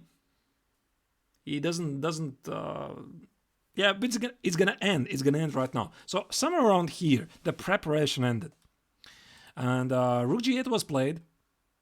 So the idea is to checkmate on the board. So the knight is still hanging, and of course, this looks extremely logical from Wojtaszek's perspective. Not to take the knight on c5, but instead try to checkmate the white king. I totally can relate to that. And what happened here is b takes, rook g6 check, king f7, rook e7, king f8. I'm not sure, again, why he didn't take. He didn't take because bishop e4, white already has so many active pieces, and there is no checkmate. So if he wanted to do something, he had to take on c5 immediately. So b takes. Okay, here it's already too late. Yeah, I guess here this was the only moment when he should have taken on c5. Instead, he decided to go for the checkmate, and finally, there's no checkmate. There was still a draw though. There was still a draw, and black could have played rook g7 with some deadly checks. You cannot really take the knight because the rook is under attack. So the king is continuing to walk. King e7, here, here, here. And somehow this is a draw. Yeah, this is quite crazy. So bishop a7, bishop b8 is going to end with a perpetual. This is a draw. And quite an exciting draw. So instead, Wojtaszek fell for this need to give a check, because you want to give a lot of checks for the king, and he gave a check on f6, king g6, rook g6, probably with a thought that maybe this is going to be a draw, although I'm pretty sure he was ready for king h8 as well, and king h8. So you already see some some resemblance to the previous game of van Ruitenberg against, who was it? Sandro Castellani. So again, the white king makes to h8, hides from the checks, and white is simply keeping the extra piece. So what Wojtaszek did next, he was threatening to checkmate, king g8, rook g6, maybe from afar. He was hoping that this is going to be a perpetual. Rook f1, protecting against the check. So bishop f2, very logical. Still threatening with a mate. Again, the idea is to meet king g8 with rook g6. Rook f2, here, and here. So I believe so, this was missed. Because when you're looking this from the black's perspective, let's have a look at this from the black's perspective. This is the start of the fourth sequence. So when you play rook e5, you play rook g8, you play for the mate. So take here is forced. This is forced. Now this is forced. Check, check, check, check. You think rook f6, king g8, rook g6 is a draw, and after rook f1, bishop f2, this is still a threat, and seemingly take rook f1 is impossible because I take on g2. But what I think so, maybe I'm wrong, I think so, he missed that white can continue, rook f8 check, knight e5, white recaptures the sacrificed exchange, and the king on h8 is going to be instrumental to win this game. So this is exactly what happened in the game. That's a fork. Take. Okay, king e7, that's exactly the same. And quite amazingly, rook e8? What do you mean rook e8? There's no rook e8. You mean when rook g6? When rook g6, just a second. You mean here? Yeah, rook e8 is tempting, but you have no more checks. Rook g6 and king h7. There's no way to continue. So, next move? No, I think this is it. There's no more next moves. It's the same idea. Check here, or here the same. Check. King takes on h7. You take the pawn on h7 and the rook on g6 is under attack. Knight is coming to d5, or maybe even rook takes on b7 is a possibility, protecting the king's placement. And there's no perpetual, no nothing. You're welcome. So that was quite exciting. And yeah, this is what happened, and eventually he missed, I think, this idea of rook f2, rook f1. White sacrificed entire rook. And when you're doing this calculation so far from black's perspective, it's very difficult to take into calculations that your opponent might sacrifice entire rook. Because, yeah, I think that's very human mistake. So this is what happened in the game, and what happened is that the game ended in a rook endgame. And the big difference is that the king on h8 is going to be instrumental for white to collect all of the pawns at the king's side and just win the rook endgame. How fascinating is that? So he took on g5. The king is ready to join the action, and that's it. The game ended quite quickly. And white is simply winning the pawn on e3 by threatening rook e4 check, rook e3, and this is simply winning a pawn endgame. That's it. So yeah, I mean, you could say that no, it was all prep. It wasn't all preparation. The preparation ended around. Oh, sorry, not here, of course. It ended around here. So I think he said it. It's not winning. It's not. Yeah, the endgame is winning, but the entire line is supposed to be drawish. Right. And at the top level, I imagine they're preparing such lines. They're never bluffing by losing. So you prepare a rare line, and your opponent has to find a very narrow way towards the equality. If you don't find it, if you don't pick up the only moves, then you're lost. So that makes extremely good preparation. There's so many of them. Actually, I could make a bootcamp about that sometime, about these great preparations which require you to find this very, very narrow path towards the draw. So it really makes it worth it to study the openings, study some interesting lines. It's not just like I'm opening a book or I'm opening a chess base or another program and I'm just seeing what everybody else has played. So that's what makes a good player is I switch on the engine and I'm seeking myself. And I'm finding myself something which has never been played before, never analyzed before. And it's not always the top choice of the engine. It's somewhere like fifth line. And I find it, I work on it very hard. And then when it comes to execute it in a game, I might save it for a special occasion. Not just some random game, because that would be a waste of wonderful idea. I just waited against somebody special. So let's say I would play against the world champion. Totally, I will play against him, not against some club player, maybe. Yeah, because then everybody will see that this is a preparation, and that's it. The idea is lost already. Yeah, there are many more ideas. You mean the king walk, Kramnik Leko? Oh no, it was an end game.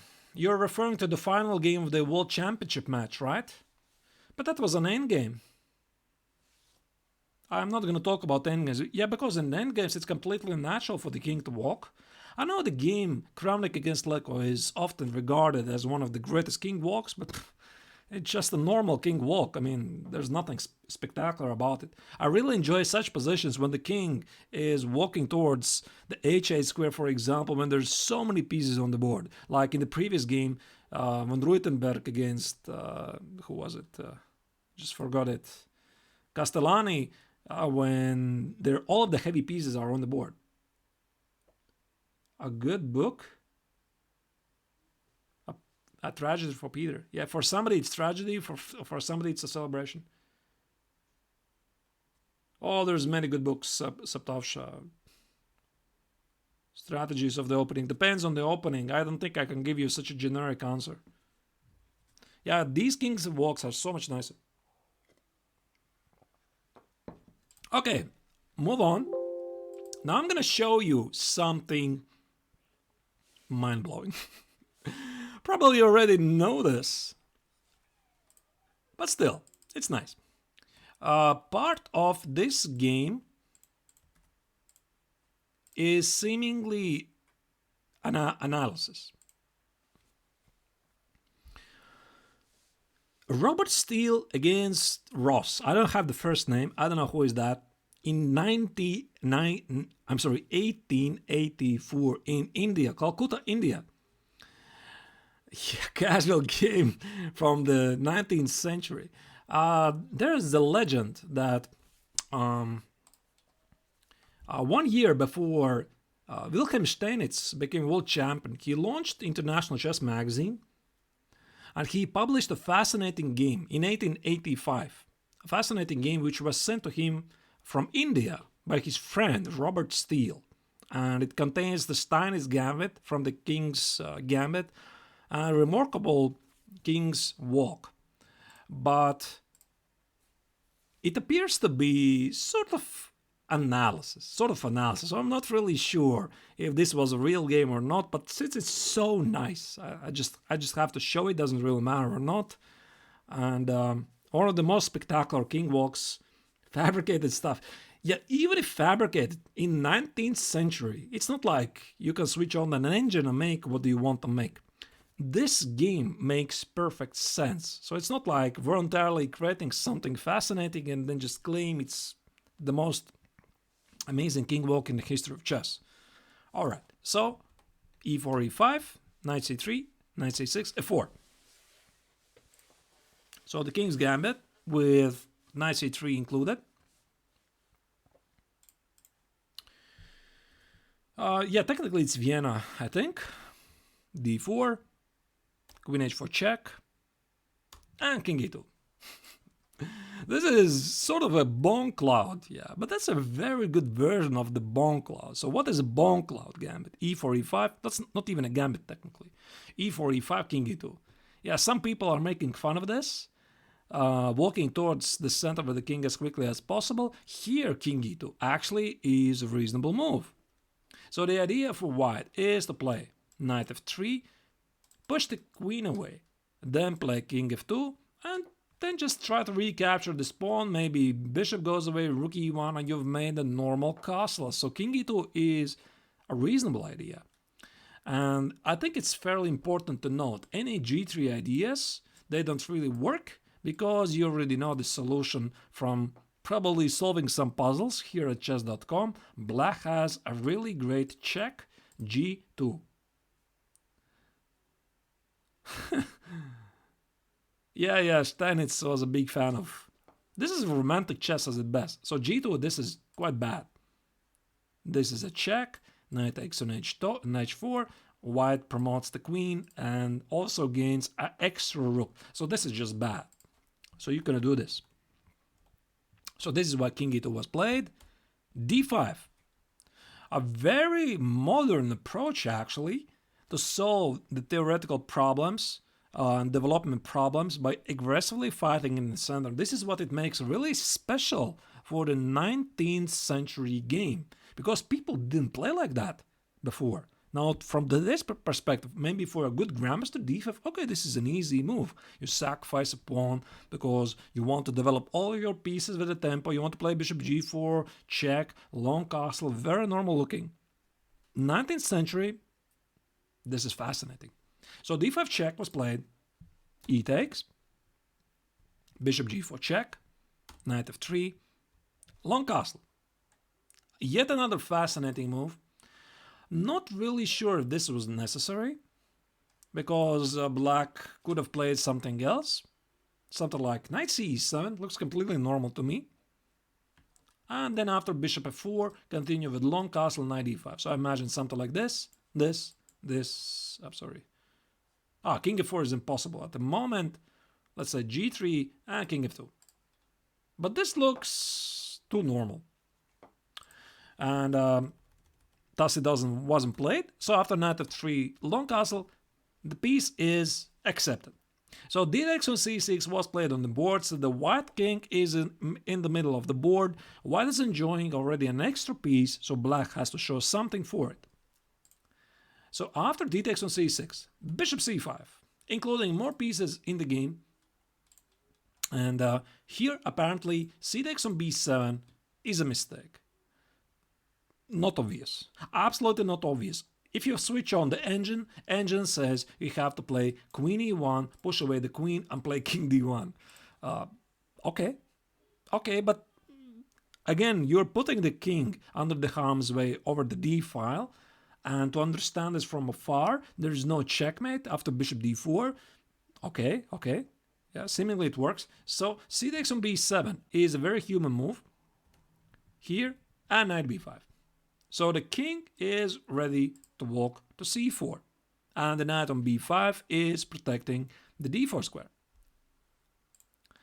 After knight b5, knight f6 makes extremely a lot of sense to bring all the pieces into the game. Of course, d takes drops the queen, that's no good. Or maybe even a check on e8 first, yeah, and then it's just game over immediately. c3, strengthening the center, rook e8 check, and the king is starting its walk towards the immortality. King d3. The king is going to be walking so far away you cannot even imagine. So king d3, bishop f5 check, king c4, bishop e6. So again, draw, king d3, bishop f5, king c4, bishop e6, draw. Of course not. So king takes on c5, the king is on c5, white already is up 2 pieces, but the real move comes here, a5. exclamation mark for this move. So a5 removes the opportunity for the white king to go back to b4, a3 to safety. For example, something like rook d5 check, king b4, whatever, c5 check, just play king a3. The king is in safety, white is enjoying 2 extra pieces, and a5 actually imprisons the king on c5. Yeah, Sleepy Mario. It's not really obvious, actually. It's easy to blunder this as well, because a5 is such a quiet move, but of course, when you see like this, you're feeling like taking a cold shower. So a5, what do you do here? If you are white, you sacrifice a piece. Knight takes on c7. A spectacular move, but there's nothing really better. Because instead of this, queen h5 check is a big threat. Ah, by the way, knight takes on h4 is a lovely checkmate. You can choose check here, here. Yeah, so this is the king walk gone wrong. So there's a checkmate on c6 immediately. So the queen on h4 is not under attack. Yeah, I should have mentioned this immediately. So the queen on h4 was hanging all the time. Again, here. As soon as the king left the pin, white already is threatening to take knight takes on h4. Check, here, check. It's still under attack. And this is really amazing move. So you're going to take the queen. So he played instead knight takes on c7. And the idea is after king takes on c7, probably give a check. I think so. King takes on c7. Check. There's no check. There's queen f4. What I'm talking about. Knight takes on h4 and there's no mate? Wow. There's no mate apparently. Check. Here. And the king is escaping. Bishop d7. The king goes here. And this is somehow winning. Wow. What a fascinating stuff. Takes. Takes. Check. Yeah, and even king e5 wins the game, and white is simply enjoying too much extra material. So after knight takes on c7, he played queen h5. And now it seems that white is in danger, because king b6 is, whoops, mate. And king c6, I believe, is going to be the same. King c6, bishop d5 check. Check. And this is too much. Yeah, white is suffering so much material losses here. All of the heavy pieces have joined the attack, and nothing is going to work. So it doesn't really work. But what is spectacular about the next move for white? White played knight e5, hanging the queen. Like I said, some analysis. It's seemingly a game. I mean, Stanich said it was a game by his friend Robert Steele, played in India. Yeah, it looks a bit fabricated. Practice can overcome a talent without practice. Definitely. Definitely practice can overcome a talent. Do you need an example? Alexander Alekhine against Jose Raul Capablanca. There you go. Capablanca was one of the biggest talents in chess history. He was, of course, working, but not as hard as Alexander Alekhine. Alekhine was a man who was working very hard on chess. Probably for modern chess, Garry Kasparov would relate to that, but I still believe that Kasparov was immense talent. So you can't really become a world champion without a talent, without a hard work. There's so many talents out there, so many talented players who don't have the capability to work very hard. Yeah, I think it was Kasparov actually who said the biggest talent is to work very hard. Yeah, so knight e5 was played. The queen is under attack, so you have to take the queen. Sorry. Yeah, if you take the queen, then it's immediately... just a second. If you take it... There's a spectacular line of... I think it was a check. King c7 is bishop f4. The queen is under attack. And king b7 is knight d8 and bishop a6. This is some crazy stuff. And king c7 take, and queen is hanging. This is crazy. Nerves of uranium. Yeah, that's what it is. So Instead, black supposedly played. I mean, I don't know this. Was this a real game or was it a fabrication? I mean, Stanich said, okay, so whatever. So 97 check was supposedly played. King b5. Queen takes on d1, and here white made a big mistake. Yeah, white made a big mistake. Yeah, this is for 19th century. I mean, this is insane. So here white could have went for a victory. After knight takes on d7 check, rook takes on d7, bishop f4, here. I just love this. King b6. I mean, how can you not love this example? So the king, the white king, has marched towards the b6 square to deliver the checkmate for black. So knight b5, knight a6, they're big discovered checks threat, and there's nothing black can do about this.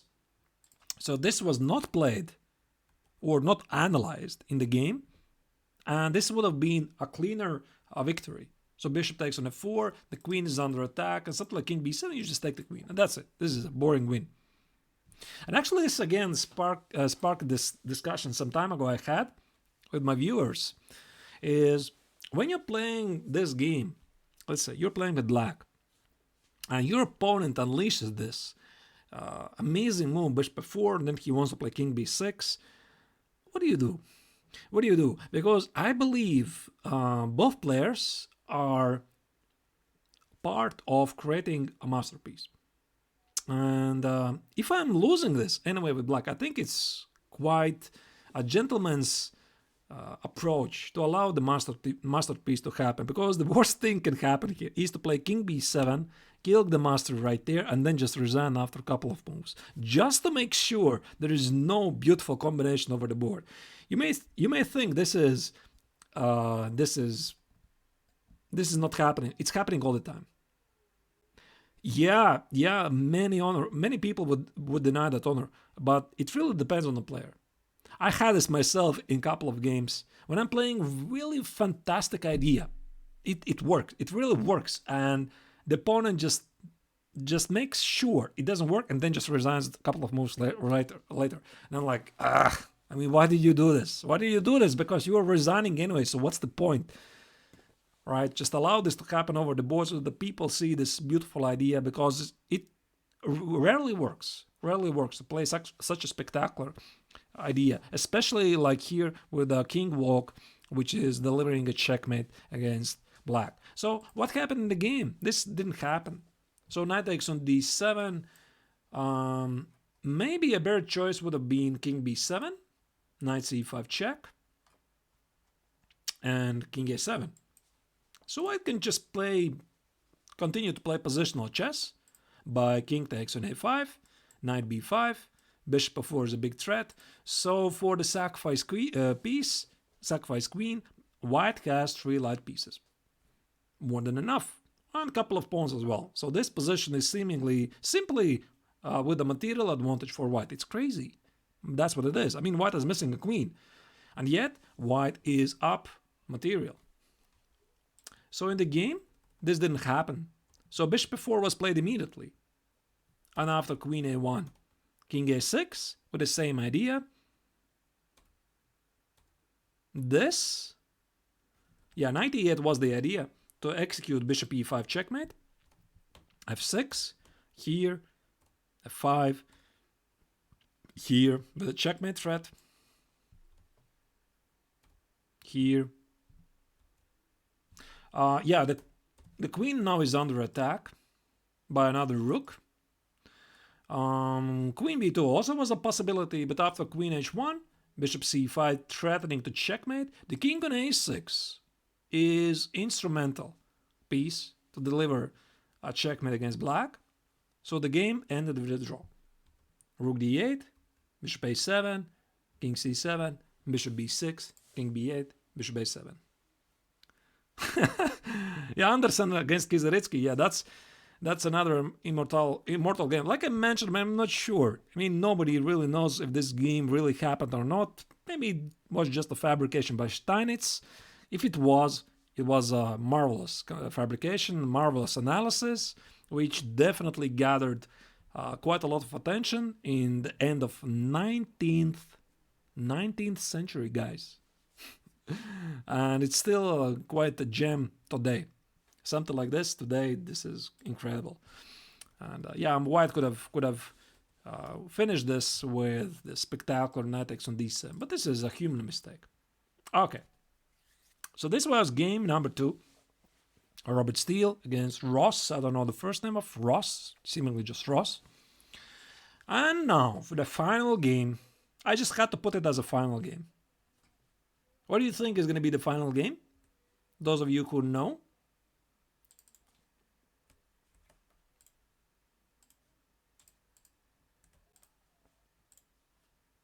Yep.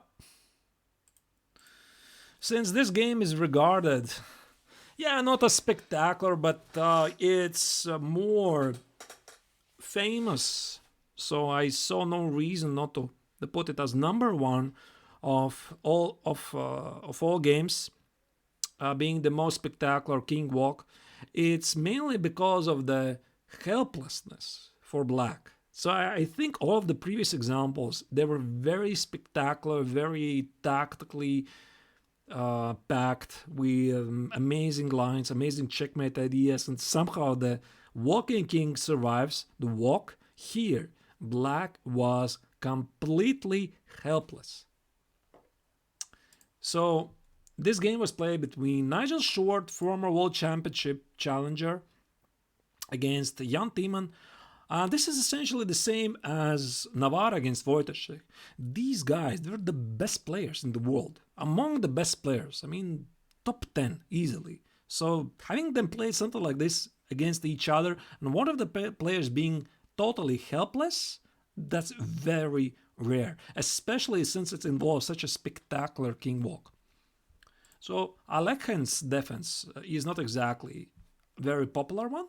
But I mean, as a surprise weapon, it can work. So White very quickly gained a very powerful center. Knight b6, queen e2, knight c6, short castle. Yeah, and h3. To stop any bishop g4 ideas, maybe I'll just mention here that White freely allows bishop g4 because it meets bishop takes on f7. King f7, knight g5 idea, and this is a known trap. It doesn't really work. So this is why short castle is made. Now bishop g4 is a big threat, so you have to play h3, a5, a4, takes. All of this makes perfect sense to me.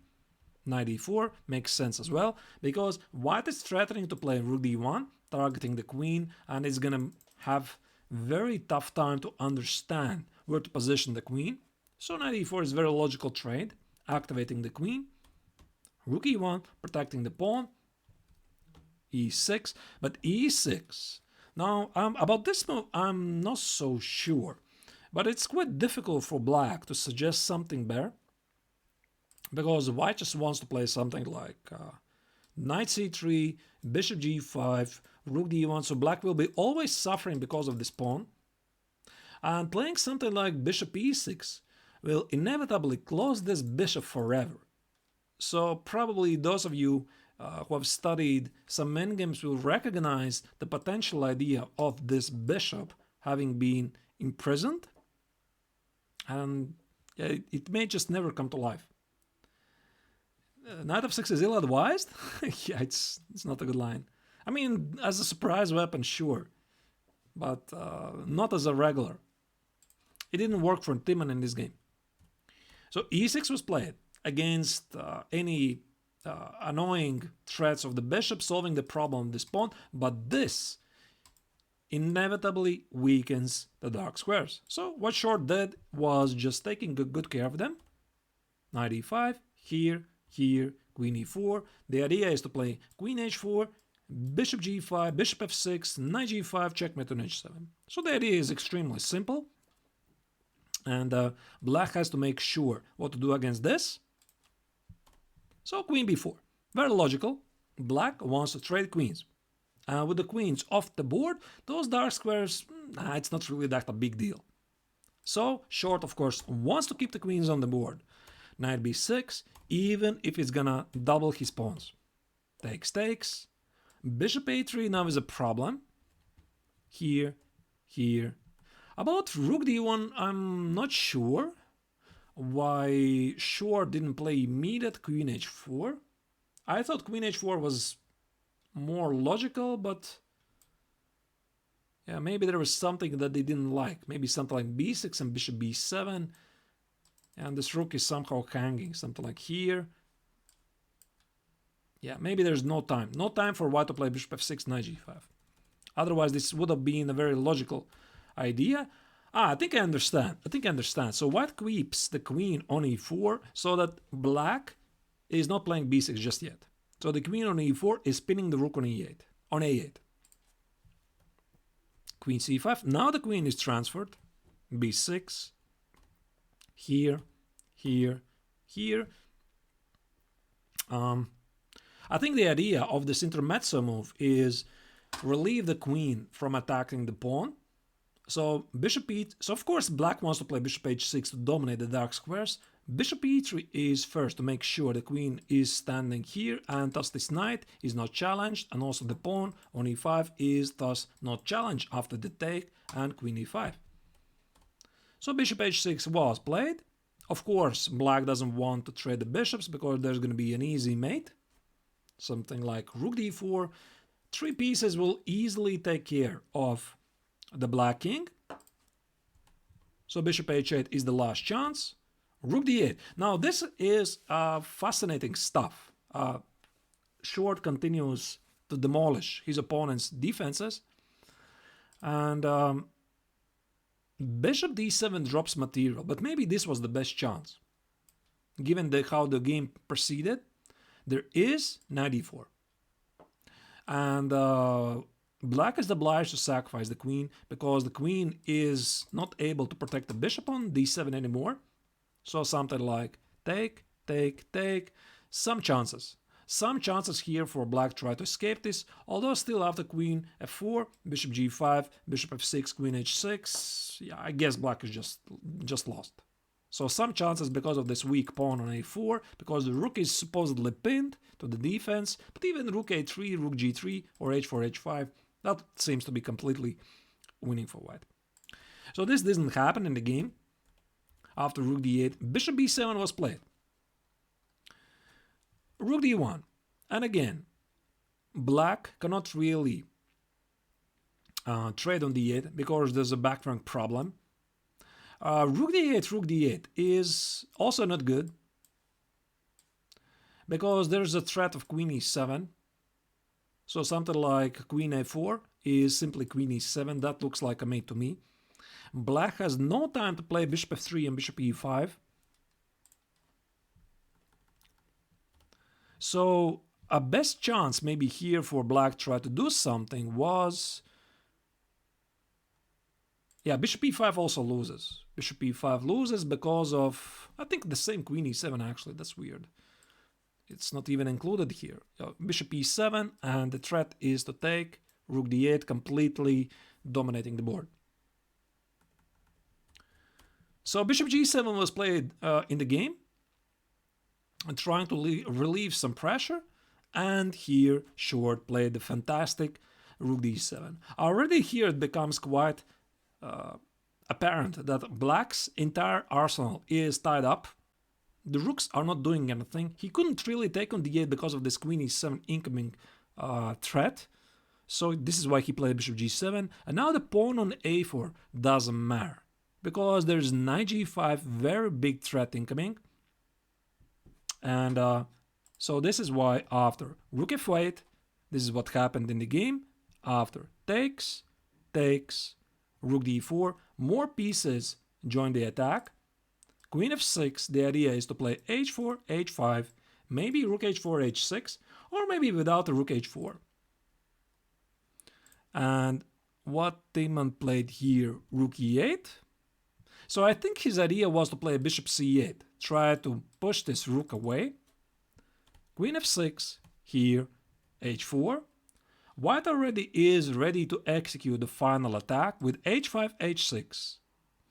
And something like bishop c8, h5. Yeah, I don't know really how to stop that. So yeah, h6 is going to be a quick mate, I imagine. H takes. Okay, I can show you this line. Queen d7. Yeah, rook g4 is a mate, but I think there's also this idea to play just g7 and finally imprison the rook on f8. So white's simply winning quite a lot of material and winning the game. So h5 was played. Yeah, this was played in the game. I already rushed forward with the move, and black is completely tied up. And I imagine there's maybe more than one continuation to win this, but essentially, since black is tied up and no pieces can be traded to relieve the pressure, Timman is being delivered one more final piece which joins the attack, which is white's king. So this made this eternal immortal king walk possible. King h2, king g3, king e4, king g5, king h6. And there's nothing black can do about this. So this was played in the game, king h2. Yeah, so the game ended like this. This was rook c8 was played in the game, king g3. Maybe here, only here, Timman realized what white is really threatening, because king h2 doesn't really say you a lot. After king g3 it becomes apparent. Here, king f4, here, and king g5. And there's no king h7, because king h7 you just take here, and just deliver a mate. King h6 and either queen g7 or queen h7, that's going to be a mate. And he resigned. And he resigned at this moment because bishop d7, king h6. The king is worth a piece and instrumental to deliver a checkmate. Hey, thank you, Alexandra, for your raid. Appreciate that. Hope you have had a great stream yourself.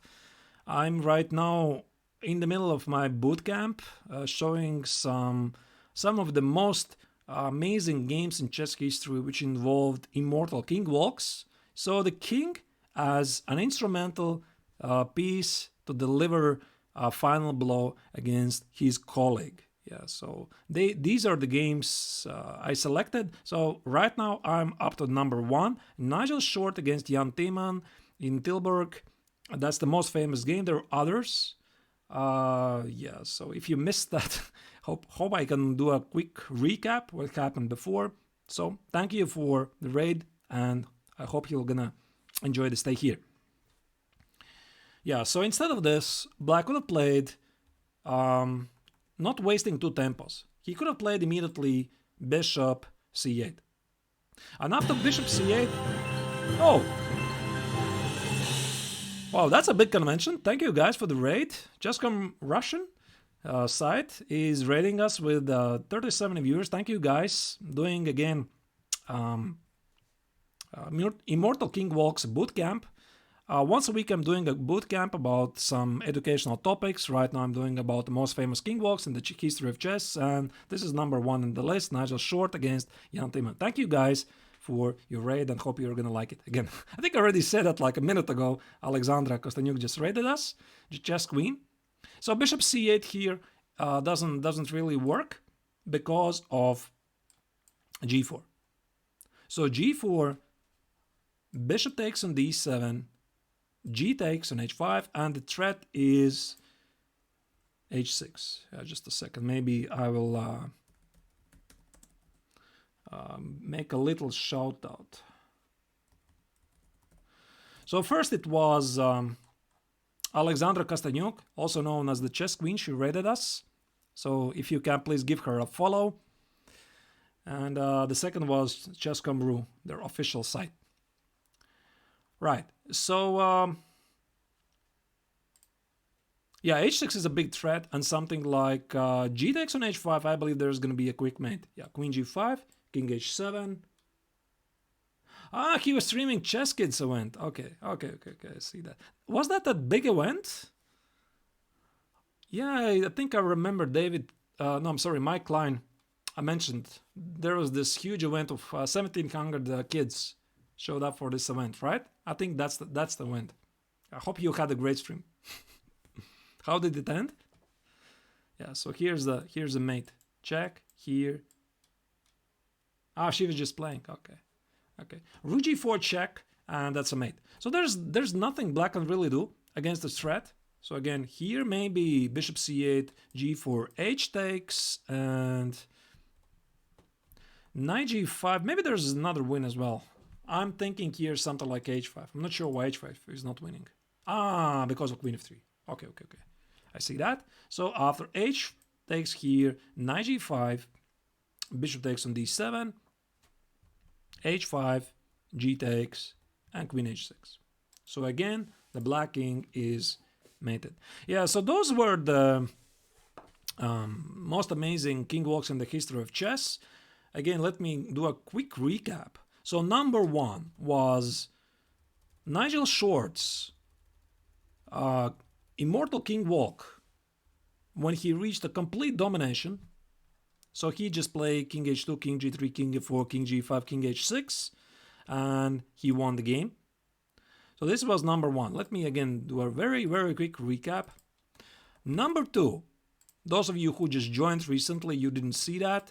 This was the game between, sorry about that, Robert Steele and Ross in 1884. Supposedly this is a composed game by Wilhelm Steinitz because he published this in a magazine a year before becoming world champion in 1885, and he said this was sent to him by his friend from India. So the game involved a very spectacular king walk towards the queen side, and it also involved a very spectacular knight c7 and what was it? Yeah, okay, knight h4 already is threatening, and a very spectacular king walk, and he could have won the game by knight d7, here, check, here, and king b6. So this is very quickly recapping what we were having a look at as the second game, where the king is instrumental by delivering the final blow against the black king. The third game, number 3 in the list, was David Navara against Radoslav Wojtaszek. They played this in 2015. Just a second again, it's not... just a second. For some reason, it's not uploading. Yeah, so this was part of the analysis by David Navara. He allowed d5, and he had analyzed this game up to one moment when it may seem that this game should have ended with a draw by a perpetual attack against the pawn on e3 after bishop h4, king g1, bishop g5, king f2. Navara had analyzed at home that he can go forward with the king. So the threat is knight e5, knight g6, knight e5, knight g6, perpetual check, king f4, g5, king f5. And his analysis in his analysis, he made sure that this king walk is possible, and Wojtaszek didn't find the only way to draw this, and instead gave a couple of very intimidating looking checks, rook g6, rook e7, rook f6, rook g6, with an idea probably to force a draw by perpetual check, and his idea was that after rook f6 he's threatening with a mate, and probably this is going to force a perpetual, but after rook f1, bishop f2, I believe he missed rook f2 and rook f1. And after rook g2, rook f8, here, black ended up by having a lost rook endgame because of the very active king. So this was the game number 3 in the list. The game number 4 was relatively unknown players. Joost van Ruitenberg was playing this game with white against Sandro Castellani, which also produced a very spectacular king walk. King f2 very early protecting the pawn on e3. Knight c3. Some of the moves were perhaps not the best, but here knight e4, black decided to sacrifice the bishop in order to gain quite a lot of pawns in the center, and this prompted white to play king f4, protect the pawn on e5, and after takes, the king on e5 actually also appeared to be an instrumental piece to play for the checkmate, and white did not back down. White didn't try to protect the knight on e4. Instead, he went on, tried to checkmate the black king. After a4, queen e7, threatening with the mate, b4, threatening with b5, and after rook d5 check, white won some extra more material and the king found the shelter to the h8 square. So this is quite a rare game. So when the king voluntarily is walking towards, and in the end it hides on h8 and there's no more checks for black, and he just resigned after move later.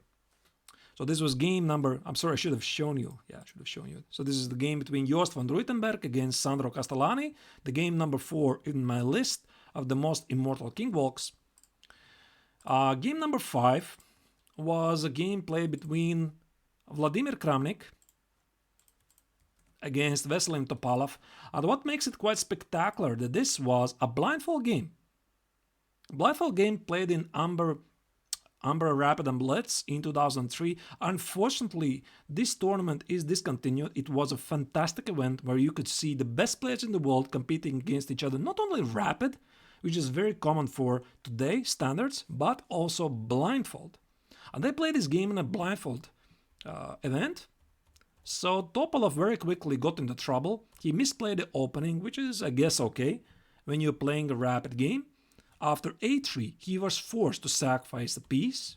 So the white king already is ready to march.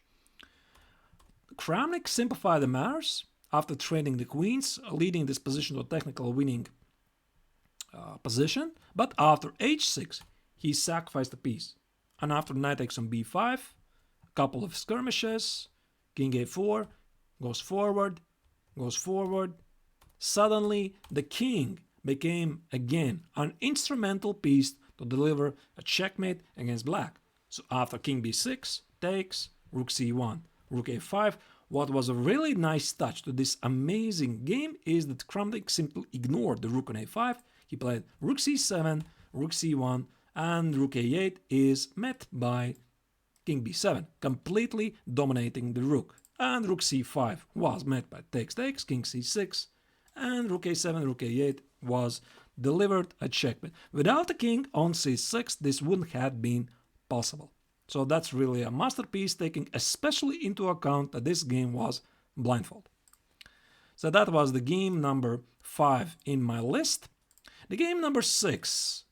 Every single list includes a game between Daniil Dubov, I guess. Hello, Alberto. So this was a game between Daniil Dubov against Anish Giri, which involved a very spectacular long castle having no pawns in front. Again, very sharp opening. Already explained this before, so I'm doing a little recap. And after knight e4, c takes, bishop b5 was a very powerful move. And things really started to get nasty after knight takes on c3, bishop b4, which must have been Giri's idea from the start. Is here Dubov made a long castle. So making sure that the king is no longer pinned, threatening queen d8 checkmate, threatening knight b8, and after queen a5, knight b5, more threats with knight b4, knight c7, and the king is freely walking around the center, and this is where Giri made a big mistake.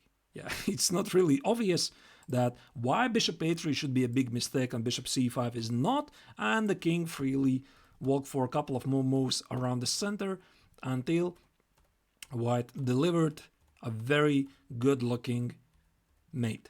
So yeah, king f3, king e2, the king freely walks, and at this moment Giri resigned because knight f7 is already killing the game. Rook f7 is rook d8, and rook f7 is queen h6. So that's really a fantastic game, one of the best Daniil Dubov has played lately, and this also is number 6 of my list of the best games. Number 7 was a game between Tigran Petrosian against Rodolfo Cardoso, played in 1975 Las Palmas, which involved quite a spectacular king walk. There was a mistake before.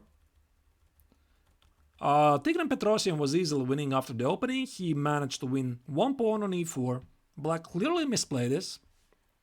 Then in order to make it more interesting and with some tactical chances, White voluntarily sacrificed another pawn, but still this game was completely lost for White. Had here Petrosian played bishop e7 and short castle. Instead he played king d7, walking with the king towards the center, and allowed rook h5 with the decisive attack, queen f7. But White missed this opportunity, and the black king managed to march forward, having no problems whatsoever to as far as h3. And White, for the remaining game, tried to connect the queen with the rook. Black made sure this is not possible, and in the end the king went just back to the king's side. And that's it, just collected 2 pawns, and the king already is back to the safety. So this is the game number 7. The game number 8 is also yet another game by Tigran Petrosian. This is going to be a more positional one. It's his game against Wolfgang Unzicker in 1960 USSR match against Germany. And this is where he decided that the king at the king side is not doing much because he needs to create a second weakness. This is one weakness, so we need another weakness at the king side. So what he did, he decided to hide the king at the queen side. As the position is completely dominating, black cannot do anything. Slowly, carefully, he hid the king at the queen side and started to open the position at the king side, and until his opponent crumbled under the heavy pressure, gave up a pawn, and White already was having a decisive attack. East Germany, I don't know really. Maybe it was a united team, maybe just East Germany, I don't know. I don't have such information. So this is the game number 8, one of the greatest king walks in the history of chess. Game number 9, quite a famous game between Alexander Alekhine against Frederick Yates. This game was played in 1922, almost 100 years ago, so black is completely paralyzed, and similarly like in the previous game of Tigran Petrosian, who probably had seen this game, he decided to activate his king. So black is completely tied up, has no good moves, and white is just also using the king as an extra piece to deliver some extra control of many squares.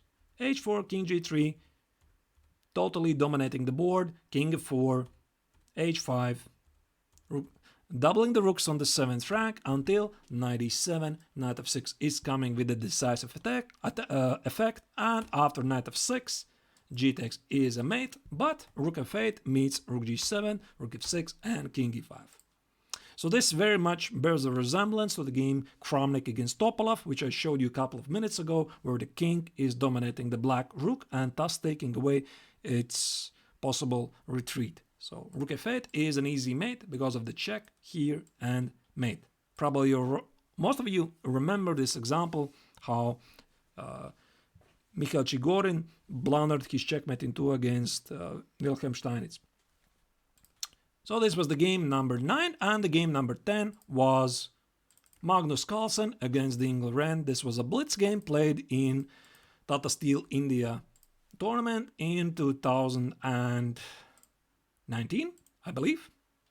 And this is where the Ingl Ren made a spectacular king's walk from the king side, where the king is slightly exposed, to the queen side with the idea so that he can launch a king side attack with g5, h5, and h4, g4, something like that. So he played king f7, king e8, king d7, and Carlsen tried to stop that because he was not in the mood to see what exactly is going to be black's attack, and he played in the wrong moment. f4 tried to complicate the matters, but ended up on the other side of the attack, as the Ingl Ren himself sacrificed the exchange to start a very strong attack, which ended in black's favor. So those were my top 10 games of the most famous king walks. If you have any other games you would like to mention, I'm all ears. I invested quite some time to search for these games. Of course, everybody, when you're talking about the King's Walk, everybody's talking about Nigel Short against Jan Timman. When I was doing this compilation, I realized I hadn't seen several of these games before, like Kramnik against Topalov. I hadn't seen this Ross's game, which is supposedly a fiction, but still quite a nice analysis done by Wilhelm Steinitz. And consider this opportunity. Again, sometimes there is such an opportunity for the stronger side to voluntarily transfer the king to the other side of the board if the position is completely dominating and the king on the other side of the board feels more secure. Sometimes, very rarely, it is possible to use the king as a full piece in the middle of the game because it also controls quite a lot of squares around, and not always. A wandering king in the center means that it's gonna be checkmated, and all of these examples were a perfect example that not always it is so simple, right? And sometimes also voluntarily moving the king in the center and to the other side of the board can provoke your opponent to do something against that. So like I already mentioned in the beginning of the stream, for example, there's this amazing hedgehog idea which I saw first discussed at a Facebook discussion. I didn't know this idea even existed. So here, apparently, white after rook c1, b6, white has an amazing idea to play king d2, king c2, king b1. I was like, what? Never seen it before. Yeah, because everybody here normally plays short castle. Short castle, b3, a4, something like this. King d2, king c2, king b1 with the idea to make black look bad in this hedgehog position.